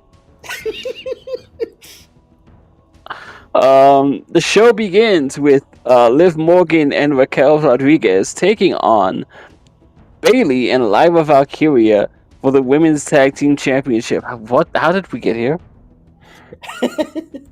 Isn't Lyra is she still the Women's Intercontinental Champion? Yes. Does Chelsea Green not get a moment on the card? No. Oh man, what was even the point of these titles if we're not? I don't know. Felt like we had a plan, and we don't. We never had a plan. That being said, I think this is going to be definitely a fun match and probably one of the main women's title matches I'm looking forward to. I think all these women are going to kill it in their own unique way. It's weird to see that Liv and Dom have such a nothing angle on this show, despite being such a massive part of Raw. Yeah, just the company as a whole now. Yeah. I guess less of Dom, but more for like Liv. We spent so much time on the Liv Morgan Revenge tour, and like, here we are. Right. I'm just trying to think who I would have win this. I don't think they're ready yet to do 2 belts, Lyra. No. So, it's probably going to be Liv and Raquel. I don't think there's really any plan with Bayley and Lyra. I'm still trying to get Lyra Valkyria. Is that bad? No, it's not. I think it's a great name. I think it's one of my favorite female wrestler names. Is it? Okay. I just don't know what to think of her as a wrestler. Right. And it's no fault of her own. It's more of just the way things have gone for that whole division. Yeah, I just tend to think she's okay, and like the bird thing is the bird thing. The bird is the word, Greg. Apparently. Yeah. I'm coming out as just saying Liv and Raquel retain, because what else would you do here? That's fair. I agree with that. I agree. Match number 2 we've seen that may be on the card. I don't know how legit this lineup is. Logan Paul takes on AJ Styles. I cannot complain enough at the litany of ways they have screwed AJ Styles when it comes to WrestleMania matches. Oh, Oh boy. What have they done to my boy? look how they massacred my boy. Look how they massacred my boy. Man, It hurts, Nick. It hurts. Don't get me wrong. I've always felt that Logan Paul is a killer wrestler. I think he's got all of the tools necessary to be a great wrestler. I just don't like the idea of Logan Paul defeating AJ Styles at WrestleMania. Are you just like scared of that being a reality we have to face? I'm too afraid of that as a reality. I don't mind if you all do it on like Backlash or something. Just Right. Mania, please let AJ have this one. Is AJ without a main event victory? WrestleMania? No, he beat Shane, didn't he? I think he did, yeah. Hmm. But a match with Shane. Yeah.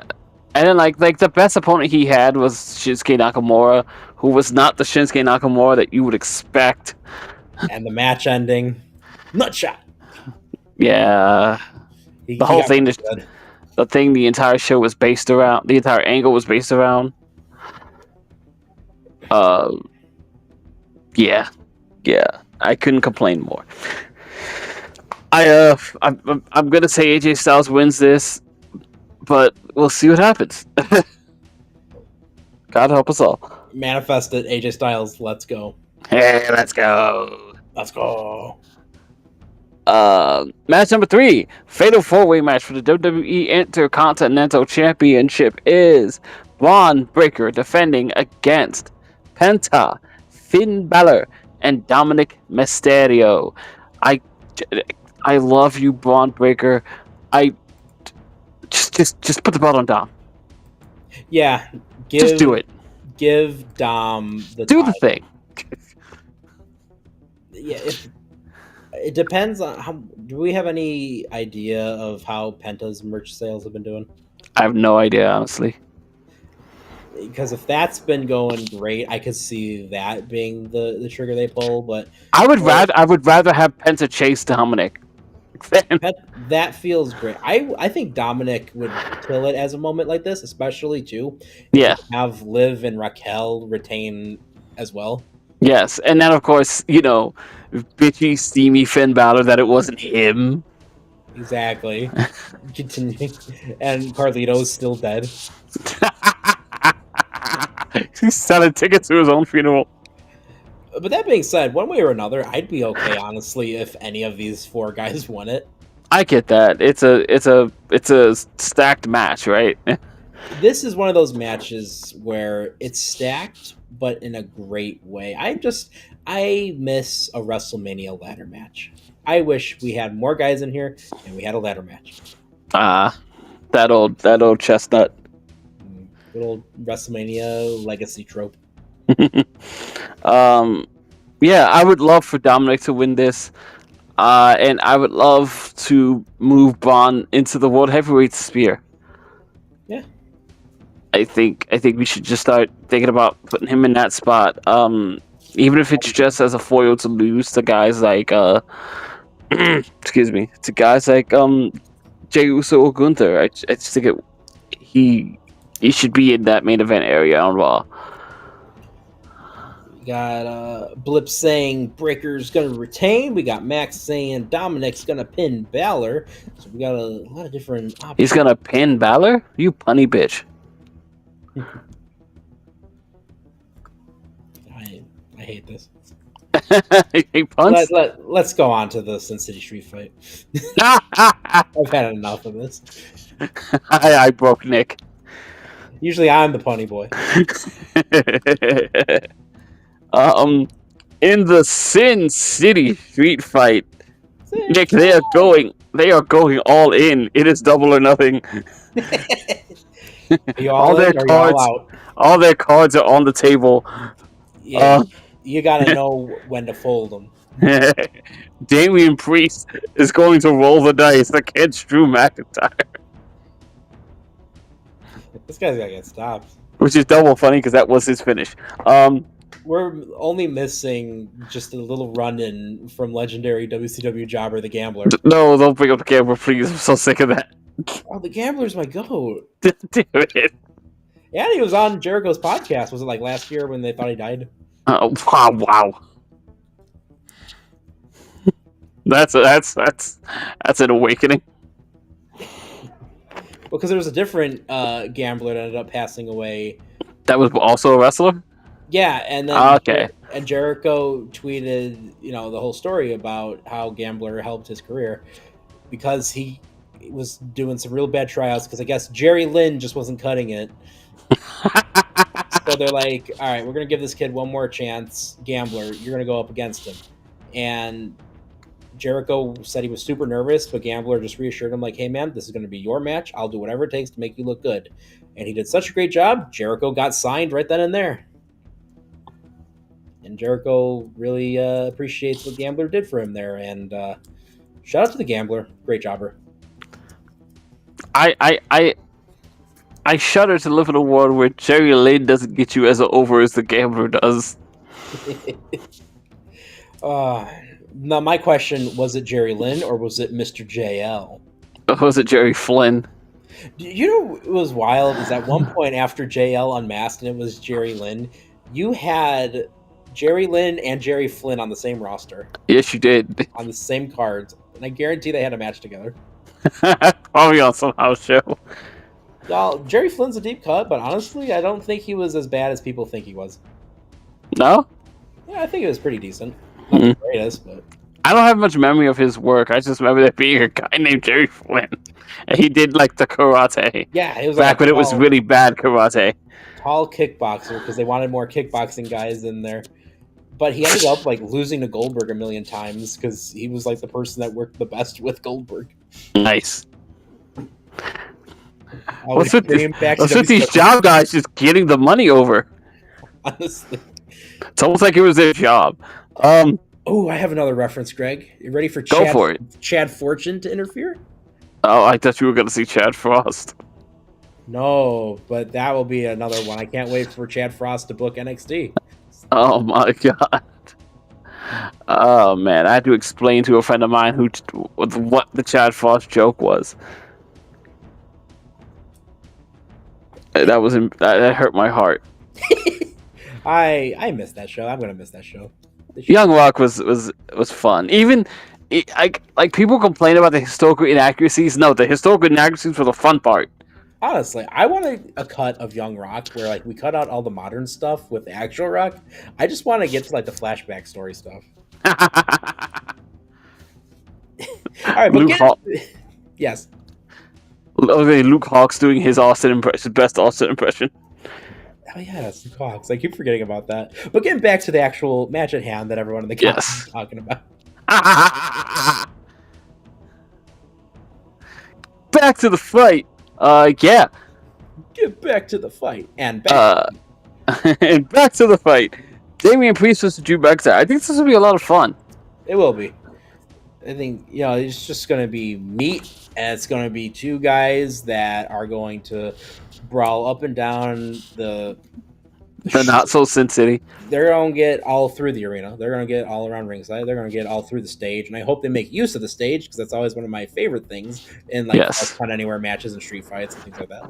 By the way, early previews of the stage looking nice.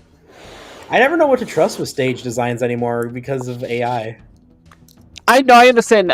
You gotta look at those like live shots.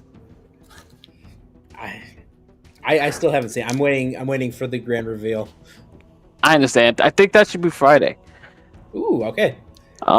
Some people have come to the conclusion that based off some of the early construction, and based on the supposed leaked blueprint that came out, that it is based on the big Grand Plaza Hotel and Casino in Las Vegas. Which, even if you don't know what that looks like, I will say the Biff Pleasure Resort in Back to the Future 2 is based off of it. Man, I was hoping they could do something. It was just a whole big like the entire strip. Okay. And they do the entire strip, but in the same way that they did the WrestleMania 33 stage. I was gonna say the big giant roller coaster. Yeah, just make it huge. Yeah. And just take up the vast majority of like the surrounding space of the stadium. I think this will be a little bit closer to like the 39 theater stage. It's fine, I guess. I love that stage. It is a decent stage. It's one of the best stages they've ever had. I hope that these two guys are going to make use of that because I think that'd be a lot of fun. I'm picturing like Priest ducks and a Claymore through, and there's like a glass pane there, kind of like King of the Ring. Just I can respect that. That would be great. This is one of those things where I joke about like, you could potentially do some really funny stuff with the LED screens. There's potential. Oh man, too bad we don't have Kane or a guy like that on the roster. Because imagine too, like, Penta would have the fire ability, kind of like at WrestleMania 20. You like the hotel on fire? Yeah. Oh man, that was a great idea. Any recent tragedies? I hope I didn't offend people with that. Jeez, I think there was a Vegas fire a few years back. All right, well, it's not recent. That's so bad.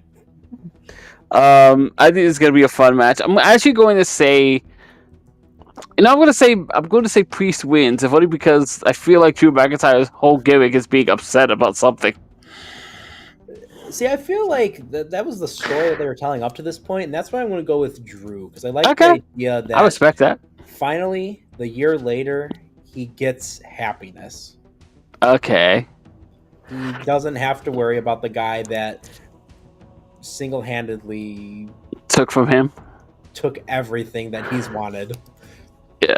I mean, no, that makes sense too. The guy who, even though he doesn't have the belt anymore, he gets to beat the guy who took it from him. Exactly. That's a great wraparound from WrestleMania, right? Yeah, and I know they love that, and they even talked about that on the WrestleMania 9 documentary. Was they liked when WrestleManias would connect to one another. What did Drew do at 40? Was that the cash-in? No, because Punk couldn't work. Right. Oh, was that? Okay, I'm thinking about 39 then. What did you... Oh, Drew had the triple threat at 39. Yeah, because that everyone fucking loved. Okay, yeah, so yes. That was a great match. Yes. So, yeah, cash in at 40, and then 41 he gets his revenge on Damian Priest. Now that works. That does work. That works for me, brother. Who was that? Hunter talking about the WrestleManias connecting? I don't remember. Hunter sounds like the kind of guy to be just a big historic nerd. Oh, he absolutely is. Man, I talked about this when we were talking about night one, but this is the women's world title match I'm really looking forward to. Yes, you are. This is Io Sky versus Bianca Belair versus Rhea Ripley for the Women's World Championship. Probably one of the better built programs going into this. The Io shock took a lot of people by surprise because everyone felt the obvious thing here going on was Bianca versus Rhea Ripley. Right. And before you know it, Io Sky got thrown in here. For better or worse, I think a lot of people ended up liking it, even though they were weird about it at first. I think because you got three of probably the most beloved women on the whole roster here. Yes, you do. Yes, you do. It's definitely a choice too. Usually they don't like doing, if you've got a triple threat match somewhere else on the card, they usually don't like doing another one. I did think to myself, there were a lot of triple threats in this show. Yeah. Especially for WWE standards. Yeah, and a four-way. Yeah. I did think it was interesting that two of the biggest angles are three ways. Yeah. Like, I think I have hypothesized that this story ends with Io Sky winning because the two challengers can't stop paying attention to each other. That's exactly what I was thinking. I think it's going to be Io Sky retaining because of the fact that Bianca and Rhea are going to be so focused on each other, and I think too Bianca's got some other distractions with everything that was going on with Jade and Naomi. Yeah, that's also true. I think that's. I feel like that is overwhelmingly the story. The fact that those two are so distracted that they just are not paying attention to the champion, and it will be their downfall. Plus, especially too, like the pressure being on if Liv and Raquel and Dominic, get their titles. Like Rhea's just like, I got to prove something, and then it's kind of the mind game. Whereas the only person without a clouded mind, a clouded mental state, will be Io Sky. Really, Io Sky's had one thing on the brain, and that's walking out with the belt she walked in with. Exactly. The one that she lost last year at WrestleMania. Oh, is that right? Yeah, I think so. Yeah. Dude, I am really excited for this just because, like, it all connects. You got 3 just like incredible styles that are all very unique, and I really want to see how that's going to mesh. It's interesting you say it. It's like Io is the obvious high flyer. Rhea Ripley is the power. Bianca's technically both of them. Yeah, she's like the all-rounder. And probably, like, not even probably, they've done tests. Bianca Belair is probably the best athlete in the company. If you've ever seen those combines they used to put on YouTube, Rhea Ripley just smoked everyone. Not Rhea Ripley, Bianca Belair smoked everybody. Dude, I'll never forget when Bianca Belair picked up Otis on her shoulders, fireman's carry style, and just sprinted across with him up there. And he's a big dude, 300 plus That's pounds. A lot of man. That's a big man you got on your shoulder. What was I gonna say? Bianca Belair was just smoking other athletes in that combine like it was nothing. Like it's like no, like y'all are athletic wrestlers. I was a CrossFitter. This is my jam. Right. I think Ripley and Bianca end up still fighting after this, and Io goes elsewhere. I can see that. I don't know where, but elsewhere. Who knows? I have a feeling that they're gonna. I don't know if it'll be a match. Probably not. It'll probably just be like a random backstage segment. They're gonna heavily do something with Chelsea Green. Oh no, it's Chelsea. In that way, they do WrestleMania backstage segments where you randomly have a bunch of people that aren't on the card. I'm a hot mess. Whoa. I heard there was rumblings that they were going to have Chelsea host it, but that never ended up working out. I haven't heard that myself, but I could see that. Yeah, apparently there wasn't that could do it and get it done and do it right. So yeah, Chelsea Green is the kind of character who's like she's like, I don't mean this derogatorily. Some will take it that way. She's very female Miz. If Titus O'Neil can host it, she can easily could. Cue to confused Titus face.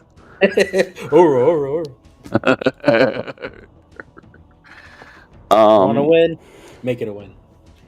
So yeah, Io Sky walks out, women's champion, I believe, and good for her. Also, geez, has there been a more successful forward wrestler than Io Sky? Maybe Ray. I don't know. As far as WWE is concerned, yeah, probably since Ray. 2 WrestleMania semi-main events back to back. I was on here last year at the post show gushing about the fact that, the year Bull Nakano went into the Hall of Fame, Io Sky semi-main events at WrestleMania in a spot that was taken seriously. That's true. And not as like, yeah. Exactly. And also, I want to say, shout out to WrestleMania post show. Hey, guys, if you don't have anything to do after WrestleMania, make sure you join us. I will try to get home in time. Greg's going to try to get home on time. I'll probably be around for it, so we'll try to get as many of the boys Who's on going to be here? Who knows? We're going to figure that out as we go along. and we're gonna talk WrestleMania. Tune in for WrestleMania Post Show. Who's hosting? We don't know yet. We'll figure it out as we go along. John will still be in Japan. All right. He's on assignment. All right, the Nick Solo show. Let's go. Nick Solo. Jesus Christ, we in Star Wars. Oh, that's a good name, Nick Solo. All right, It actually kind of is. It's not bad. It's not bad at all. I'm gonna use that for later. That's your radio personality. Hey, welcome back to Jushi Radio. I'm Nick Solo. Counting right, you Greg. out to the tunes of daybreak. All right, Greg, get us to that main event. Let's get it. In the main event of WrestleMania Night 2, year-long 365 champion Cody Rhodes will be defending his championship against the angry and corrupted John Cena. See, Cody Raheem Rhodes ended racism, and John Cena wants to bring it back. Oh, goddamn whites can't figure themselves out. No. I gotta say, I see John Cena winning this. I could see it too. Imagine the heat. But you know what would be even better? If CM Punk Stop comes it! out. No! WrestleMania 9, baby. They posted that for a reason. I'm telling you. Madness. I said it from the beginning when people talked about getting a John Cena heel turn this late in his career, and I said, I don't think you want it because any John Cena heel turn means a sustained John Cena run, because why else would you waste time on it? And I feel like this is where we are. If you're going to do the biggest heel turn since Hulk Hogan,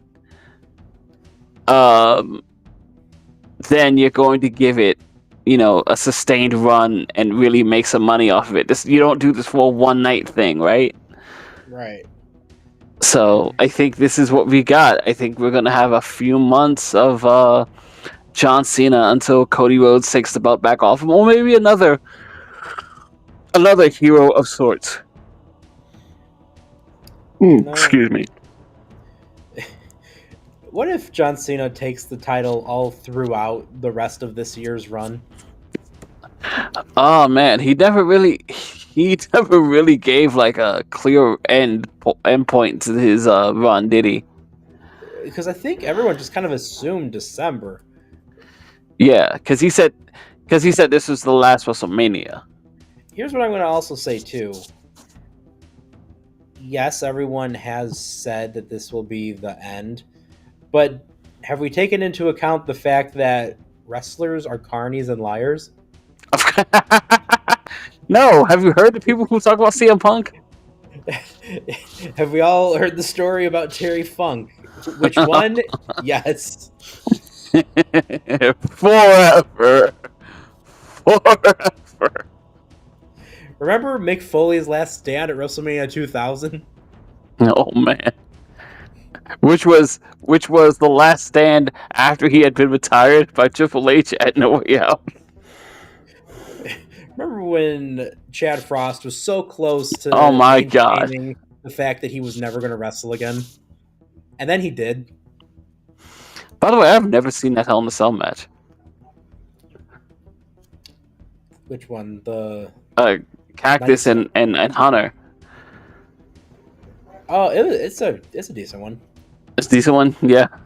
Yeah. The No Way Out one that retired him. It plays Yeah. the hits. I see. Yeah, I know that Foley does another cage bump. Yeah. You could tell this one was very carefully. Yeah, because like the entire that entire square just falls cleanly, right? It's all too clean. That's what it is. It's it's one of those things where it's just like, I know a stunt wall, damn it. That's absolutely what it's like. Hey, this is that wall that's slightly different looking than the rest of the wall. It's like when you're playing a video game, you just see that wall with the crack that doesn't look like the other ones. It's like, Why is the texture slightly different here? Oh, that's why. Maybe I should place a bomb here. Yeah. I think something is going to break through this wall.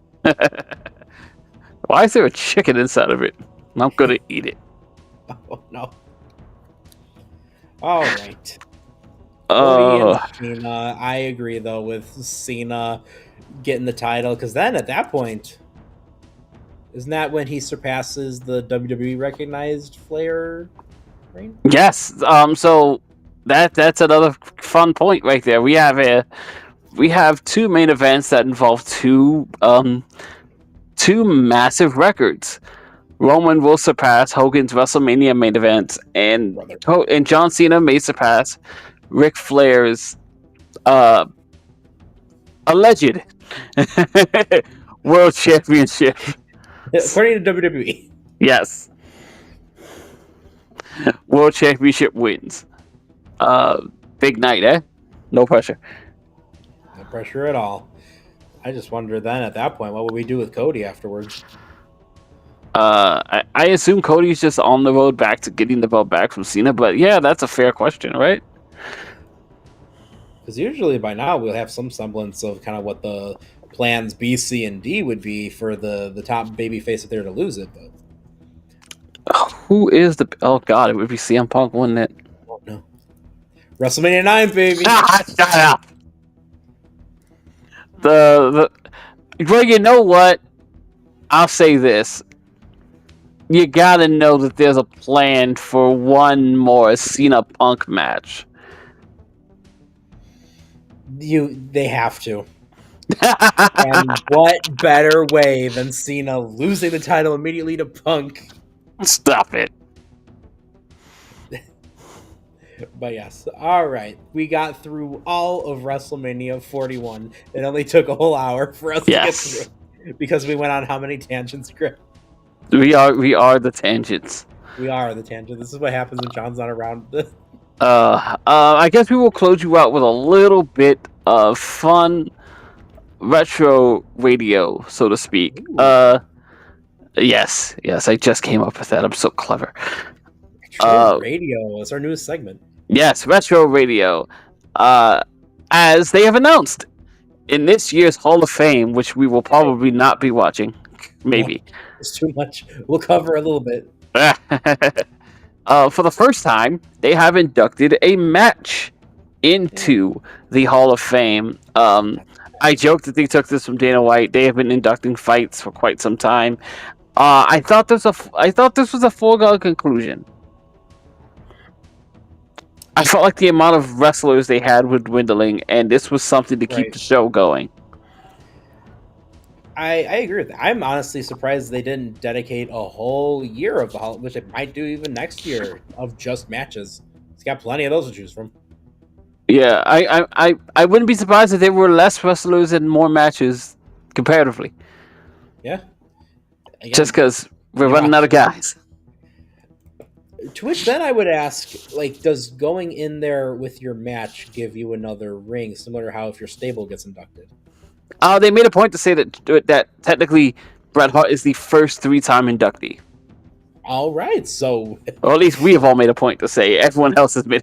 Yeah, oh, Bret's got 3 rings now. Shawn Michaels is going to hear that. I'm sorry, Chad Frost is going to hear that and just want more. Oh, you know they've got a bevy of Shawn matches to throw at him. Why do I have a feeling? No, wait. I'm sorry. I'm sorry. Because I mean to say, you just know they're waiting for the very fun moment where they've got to send Bret and Shawn up there at the same time. Congratulations on your Iron Man match. There's a reason we're never going to repeat that ever again. Bret and Shawn on stage together. You know what I just thought? Technically speaking, that could be the way that they shut up everyone when it comes to people wanting Stevie Richards in the Hall of Fame. For what? If they did the WrestleMania 20 main event. Oh, shut up. I'm saying, that's how they could shut people up from that. Stop it. Honestly, I'd say just induct the whole show because it was really fun and it was grand in how they did it, and it was a legitimate whole day event. Oh my god, that's You're good. That's great. Okay. Oh, that means Rene Dupree gets in the Hall of Fame. Oh God, you're killing me, Nick. What was LA Knight's name with the Dupree surname? My, um, Max Dupree. Max Dupree. Yeah.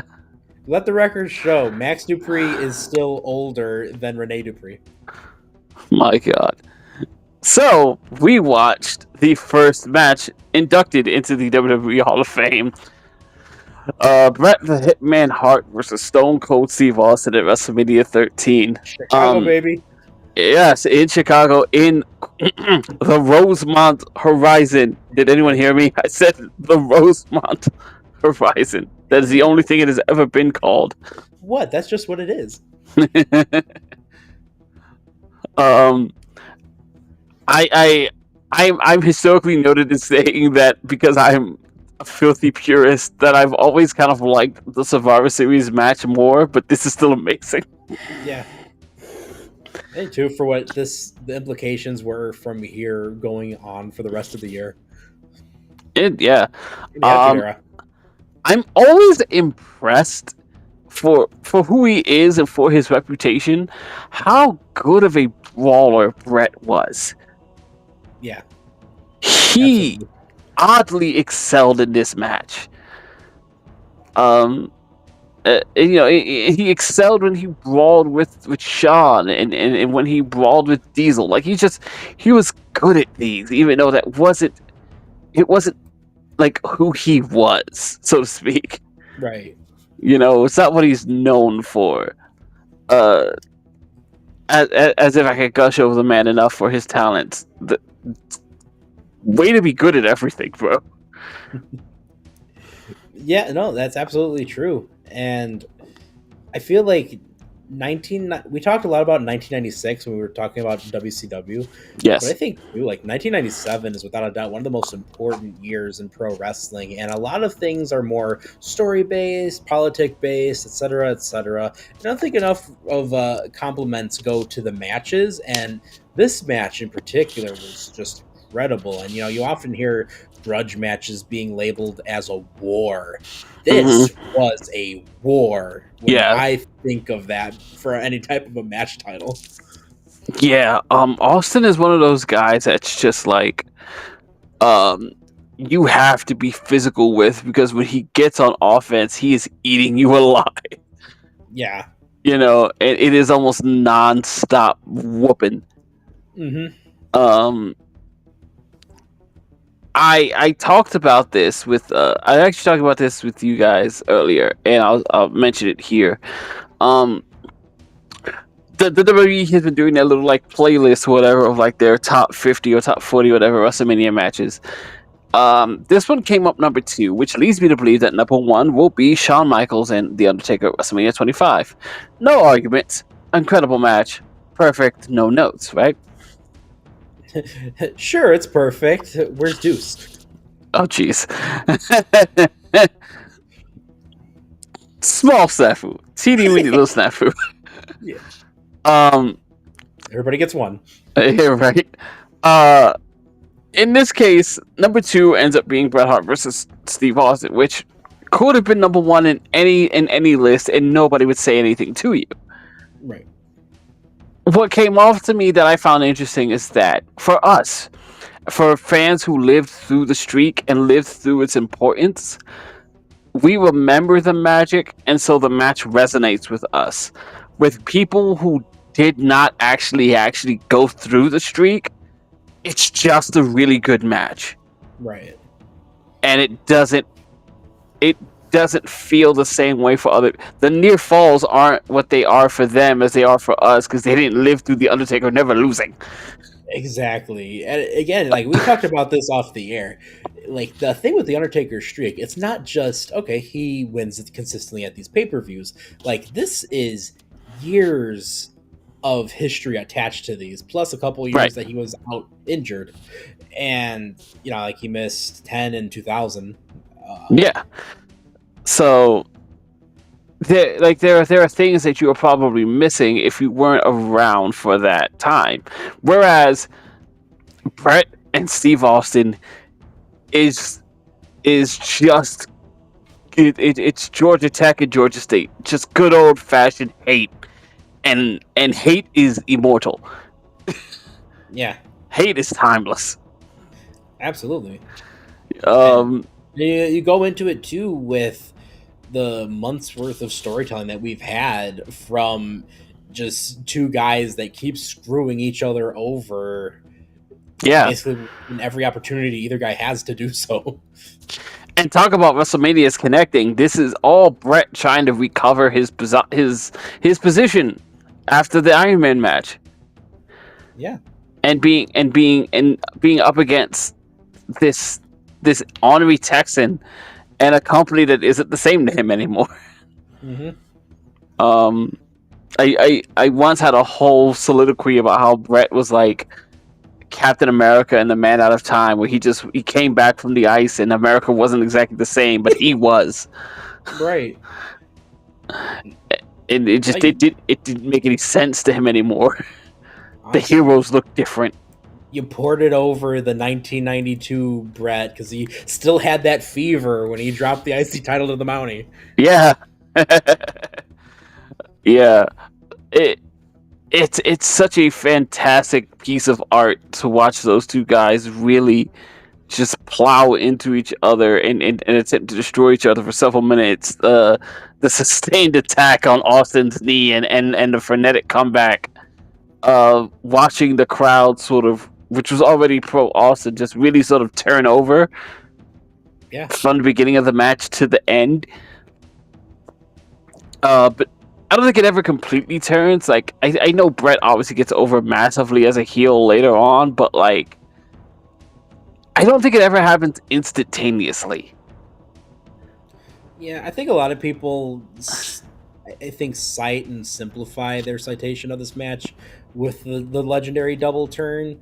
Mhm. But even then, Cite and simplify their citation. Okay. such a it's such a slow burn Yes. that if you just kind of tune in towards the end when you got the iconic shot of Austin's face in the sharpshooter, okay, Mhm. that makes sense if you're just tuning in and you got that kind of in your brain. But when you're watching the match from start to finish, like, it's that slow burn aspect of it that I think really takes the cake. And if it's not the slow burn aspect, it's Ken Shamrock's short shorts. Though not quite as short as Shawn Michaels. Oh no, not at all. Just very short on a guy that's really good at fighting. Yes. Ken Shamrock is a very interesting addition to this match as being the most legitimate guy in the ring. and 3 times bigger than both of them.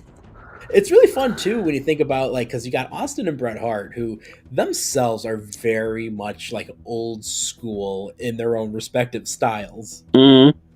You got the old school technician in Bret Hart going up against the old school Southern brawler in Austin. Yeah. That's a really fun aspect of it. Who used to be the old school technician. Yeah. Before that neck injury. Right. I think that's also kind of why they work so well together is you got that energy of stunning Steve Austin taking on Bret Hart. Mm-hmm. So Yeah, I think they have a great chemistry together. Oh yeah, undoubtedly. Also, I love to use this as an example just to be a snarky jerk. You don't need that win to get over because Austin never gets it against Brett. No, that's valid. That is true. Right now, And he did just fine. absolutely. Like, dare I say, this was career making. This set the stage and the tone for the next few years, not just for Austin, but for the entirety of the company and the era. You could see Austin's career changed in that moment of him pushing up out of the sharpshooter. Yeah. And like a whole bunch of Chicagoans just going, "Look at this man."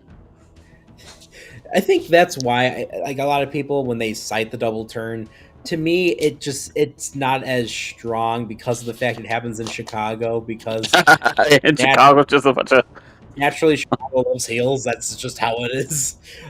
But that being said, like I think this is a moment that's often forgotten when it comes down to people talking about, Stone Cold Steve Yeah, Austin, because everyone cites the legendary, Austin 316 promo at King of the Ring. of course. But when you really get to this moment in particular, this is where it's all finally set into place, and this is the Texas Rattlesnake. Yeah. It's a shot that's so popular that they put it on a T-shirt. Exactly. And I think too, this was a thing, not just the wrestlers, not just the fans, but also like production was on their A game as well. They were in the zone. They were hitting every shot that they could. Oh yeah. The Yeah. stars aligned for this match. Just like the picture of like the desperate Bret Hart, just like this man is about to hang me from this freaking cable. Yeah. And then reaching the bell and just like, well, here it is. Like the desperation. You've got, greatness with production catching everything. Both these guys are doing some of their best work emoting, which is such a lost art in pro wrestling. Yeah. And something that people will tell you Bret didn't do. I can't stand that. Bret Hart why does he need to all the time? It's the same thing when Dean Malenko is the Iceman. Why should he submit emotion? When he does do it, that's where it stands out. My argument was just that Bret was a subtle emoter because he wasn't a cartoon. When you got the era full of guys who were selling, as you get taught of, sell like you're gonna die, like you just got shot. Right, or sell for the cheap seats, Exactly. Like Bret was a much better performer, as you could probably say, for the TV cameras. Where what our favorite shot in that 1-2-3 Kid match, where he just kind of gets arm dragged and just sort of goes, oh, okay, this is the match I'm in. Understood. I think that's what it is because he is the subtle emoter. I never really put that together, but yeah, you got the subtle emoter in Bret, and then Austin, especially in '97. I think Austin becomes more of a subtle emoter as time goes on. Mm-hmm. But in '97, I'm thinking back even to the Royal Rumble, his really over the top extra emotions. My favorite moment ever. Exactly. As a massive Bret Hart fan, that moment was burned into my brain. The guitar lick hitting, and also just going. Austin getting his Home Alone moment. And that's the thing. You can tell we're still in the stages of Austin putting the pieces together. By the way, probably the last big babyface moment for Bret with Austin. Yeah. That Royal Rumble moment. Right. The crowd was firmly behind it. And I think, too, this is where I would say, and, we kind of were talking about this earlier with, Tiffy and, Bianca Belair, is I feel like, at least in my eyes, this is the moment where, as he's putting those pieces together for what makes Stone Cold Steve Austin, this is the match where it's all clicked. Yes. That's all I had to say on that front. Yeah, I think this is where it clicked for a lot of people in the company as well. It was actually kind of interesting because you could see it happening in real time, but in his infinite wisdom, Hunter was on the podcast talking about Austin's a massive face and Rock's gonna be. They need somebody to punch. It's gonna be me, Vince. Hey, that's the way to get in there. That's the way to make it your own, and it's that worked. Yeah. These two guys are gonna be huge faces, and need somebody's ass to kick. This may as well be mine. You need a good foil, and he was a great foil. It was a great choice. Bret at this point is sort of, as a character, and I guess as a man, is just in this weird place. And I think everything about it is true for him in the sense that think Brett just doesn't understand where the industry is going. That's absolutely fair, and I think that's very valid from everything we've seen and heard, even from him. Yeah, so like it's very interesting where how real everything feels going forward for him. Not so much with obviously it's filtered a lot through the like Canada versus USA thing, Right. but yeah, Bret Hart being the man out of time here is a very interesting direction his character goes in throughout late, what was it, 96, 97? Yeah. Whereas Austin comes up to be the big massive baby face, and they get to tell for the time. perfect for the time, absolutely perfect for the time. Big angry Texan beating up everybody, beating up his boss. Actually, his boss, yeah. Perfect for the time. Brett gets to do a lot here, coming out of it as the big giant angry heel, and I don't know, man. Like that's how that Heart Foundation stuff was wacky. Yeah, it always could be, and I think too, we have like precedents for the way Bret Hart would act too, especially when he'd get angry, when he'd get frustrated, because we've seen it on WrestleMania's previously. I think about the Battle Royal that Bad News Brown won, and Hart destroys the trophy after getting betrayed. So yeah, there is. They've never really made a thing of it, but there is something to be said about the infamous Hart temper. Right. Which honestly, too, if you look back, you could see, okay, there's moments of that throughout wrestling for the Hart family. Yeah, it's tempered by the fact that most of the time things go his way. Right, exactly. Because he's just too good, so he doesn't need to come on. Which for someone so like stoic and just blank face, that's also a fun aspect of the character is when it breaks through. Yeah. And that maybe there's like a darker person under that veneer. Right. No, absolutely. The traction for Bret the Hitman Hart coming out of this match ends up being very interesting. I noted that right before this match was the seemingly nothing tag match of Owen and the Bulldog versus Mankind and Vader. Yes. Knowingly or not, it's interesting to imagine Owen and Bret cross paths right before they go out. Knowing that like they've got a very tied in future coming up for the next year. Right. And the heel Hart Foundation, as we come to understand it, in that weird, dark era of the WWF, will be a big stable going forward. Meanwhile, Shawn Michaels will continue to rocket up the card despite being the jerk that didn't show up on this show. Greg, come on. He lost his smile. But apparently did not want to lose his hair. Too, when you look at like just the overall card, even in the pre-show, you've got so many people winning their matches or being major parts of it who go on to become major players for the Attitude Era as a whole, and the Headbangers. And the Headbangers, who get no respect. Much love to the Headbangers. They were great. No respect from the company. Furnace and LaFon, now those are guys that did not get respect. Oh, jeez. Those guys that wasted potential. Honestly. Wasted potential.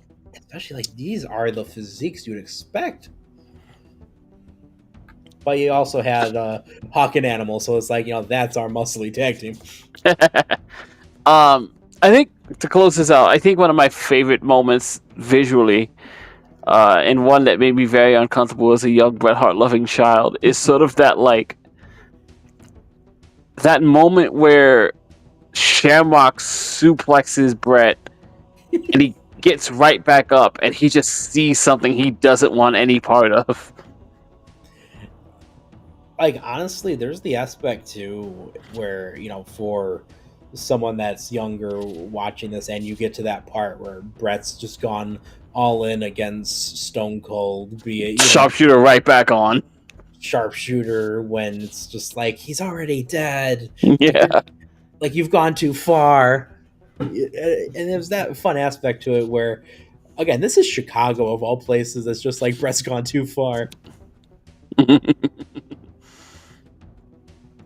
When not that long ago, he was doing it to like Jerry Lawler, and it was like, go further. Kill him. But nobody liked Jerry, so it was okay. That changes things, as you know. Absolutely. Because right before this, we had Final Four. Of course, the controversy of the Royal Rumble. So there was already a lot going into the card as a whole, and everyone cites this as being the preferable and what we'll say as our head canonical main event for WrestleMania 13. Regretfully, not much ever got done on the Ken Shamrock versus Bret Hart end of things. Which is kind of sad. It is. It is. I always like Ken Shamrock. He was a good dude. But that there you have it, our retro radio segment, which was talking about the first and newest match induction to the WWE Hall of Fame. Bret the Hitman Hart vs. Stone Cold Steve Austin at WrestleMania 13 takes a bow, and it gets 2 shiny rings, which we will then place on Stone Cold Steve Austin and Bret Hart, making number 2 and number 3 for them respectfully, I believe. Yeah, that sounds right to me. Yeah, unless they do something with the Hollywood Blondes. No, there's probably other Austin matches to go in there. Oh, I was just talking about for like a group for Austin to go in, because that like I doubt that. The Dangerous Alliance. Maybe that one I could see actually. Can't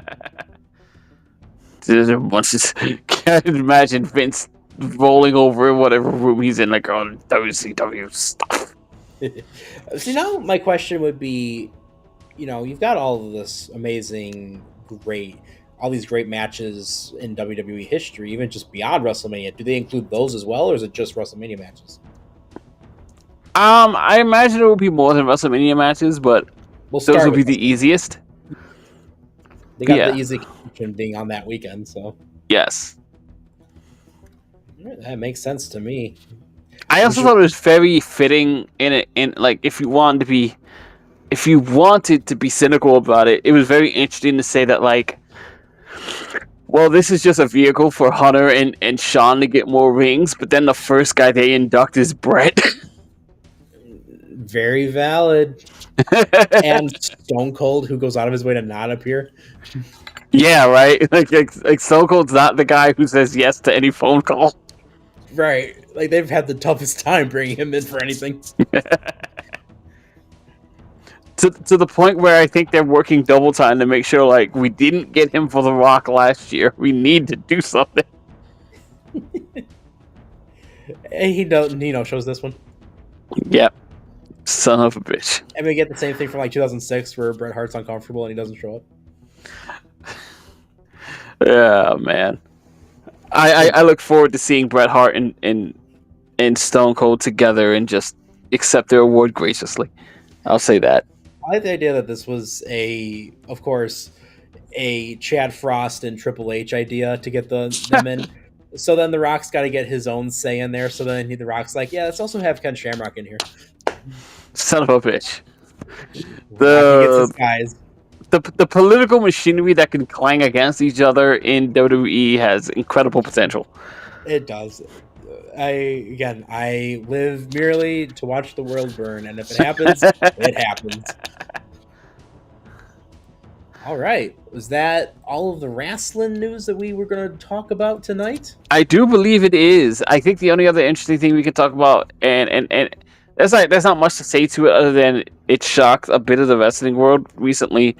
The New Japan Pro Wrestling did recently announce that they will be coming to terms on the end of Tetsuya Naito's contract. You did mention it earlier, and Bushi's, to be clear. Don't know where those guys are gonna go. Honestly, Naito is a bit older and has already teased the idea of retirement due to multiple injuries, especially to his eye. Yeah. Um, Curious what plan he's got for that. Bushi was very underutilized in New Japan to begin with. Maybe there are better offers as a freelancer. Who's to say? But Naito was a long time main event guy there in New Japan, so he's kind of a big loss, even though health-wise he hasn't been great. Right. It'll be interesting still to see where they go from here. Naito's the one that I legitimately cannot come up with any style of prediction apart from, of course, WrestleMania Naito. Am I right? But it's like I like the idea of him kind of being that that legendary Japanese freelancer that can go travel wherever and just appear here and there. Yeah, very Tenryu-esque. Exactly. Knights is going to show up and do a few main events for Noah and then move on. And too, do we foresee any reason Naito would want to escape whatever's going on with the Japanese economy? Maybe. That's an idea I had not considered, but maybe it's true. You'd have more. You might have more knowledge about what's going on there than I do. I've heard rumblings, but I know a lot of. It's all very confusing to me. Making their escape plans there, and I wouldn't be surprised necessarily if Naito would, but a lot of the people that have been escaping do have full-time plans in the States and full-time jobs waiting for them. I'm not sure if that's something Naito would have over here. That's very true, and that is something I will ask you about off-screen, as we are going to use that to end our episode of Dirt Sheet Radio. Nick, tell them what else we got going on here. Oh, guess what, guys? What do we have going on here? I don't know. Is this a good song to play? Yes, this is a great outro song. So, guess what? We were talking all about WrestleMania 41, and some combination of the cast, the crew, the clique. We're going to be getting together for WrestleMania 41's recap show, both nights 1 and Naito. So we're going to be talking everything that has gone on with those shows and whoever might be appearing, maybe whatever surprises they have in store for us, we'll see. But hey, you know what? It's Dirt Sheet Radio. We're always on, not only for WrestleMania weekend stuff and as well for NXT Stand and Delivers post show. And hey, like we said, we're always on. You can check us out every Monday night for Raw, Tuesday for NXT, Wednesday, you got us. We already here. You already know we're here. So come back next week. We'll be talking with our boy John and hey, possibly Max. Sometimes he joins us. Then Thursday for TNA. We also got Friday for SmackDown. It's very difficult for us to do that because it's a 3-hour show that nobody really enjoys watching or wants to talk about. And that's what you don't enjoy talking about. Exactly. So we got all of that, plus, of course, on the weekends, you got the boys at 3NT. You got, of course, CJ and Tyler wrestling roundup with a W, and you've also got so many other great, amazing, awesome shows with Dirt Sheet Radio, like the Otaku Cafe, and hey, let's not forget, one of the things I've been wanting to do, I think it'd be really fun if we can get some of the boys together and go and play some video games. I saw Repo come out, and I saw that the Achievement Hunter guys from Rooster Teeth got together and started replaying that, and I thought that was awesome. So I think it'd be fun if we got a group together and played some Repo. So if anyone is interested in that, hey. Is that the recently revived Rooster Teeth? Yes, recently revived. They got a lot of the old crew back together just for one night. This was kind of, side thing they did. The reunion show. Exactly. It was just like a little bit of a reunion show, and they got together and played that. So, hey, maybe that'd be fun for the boys to do. But we cover anything and everything nerd culture, pro wrestling, you name it. My name is Nick LaRocco. That is my boy, Greg. And, hey, we will see you next time. Thank you for joining us.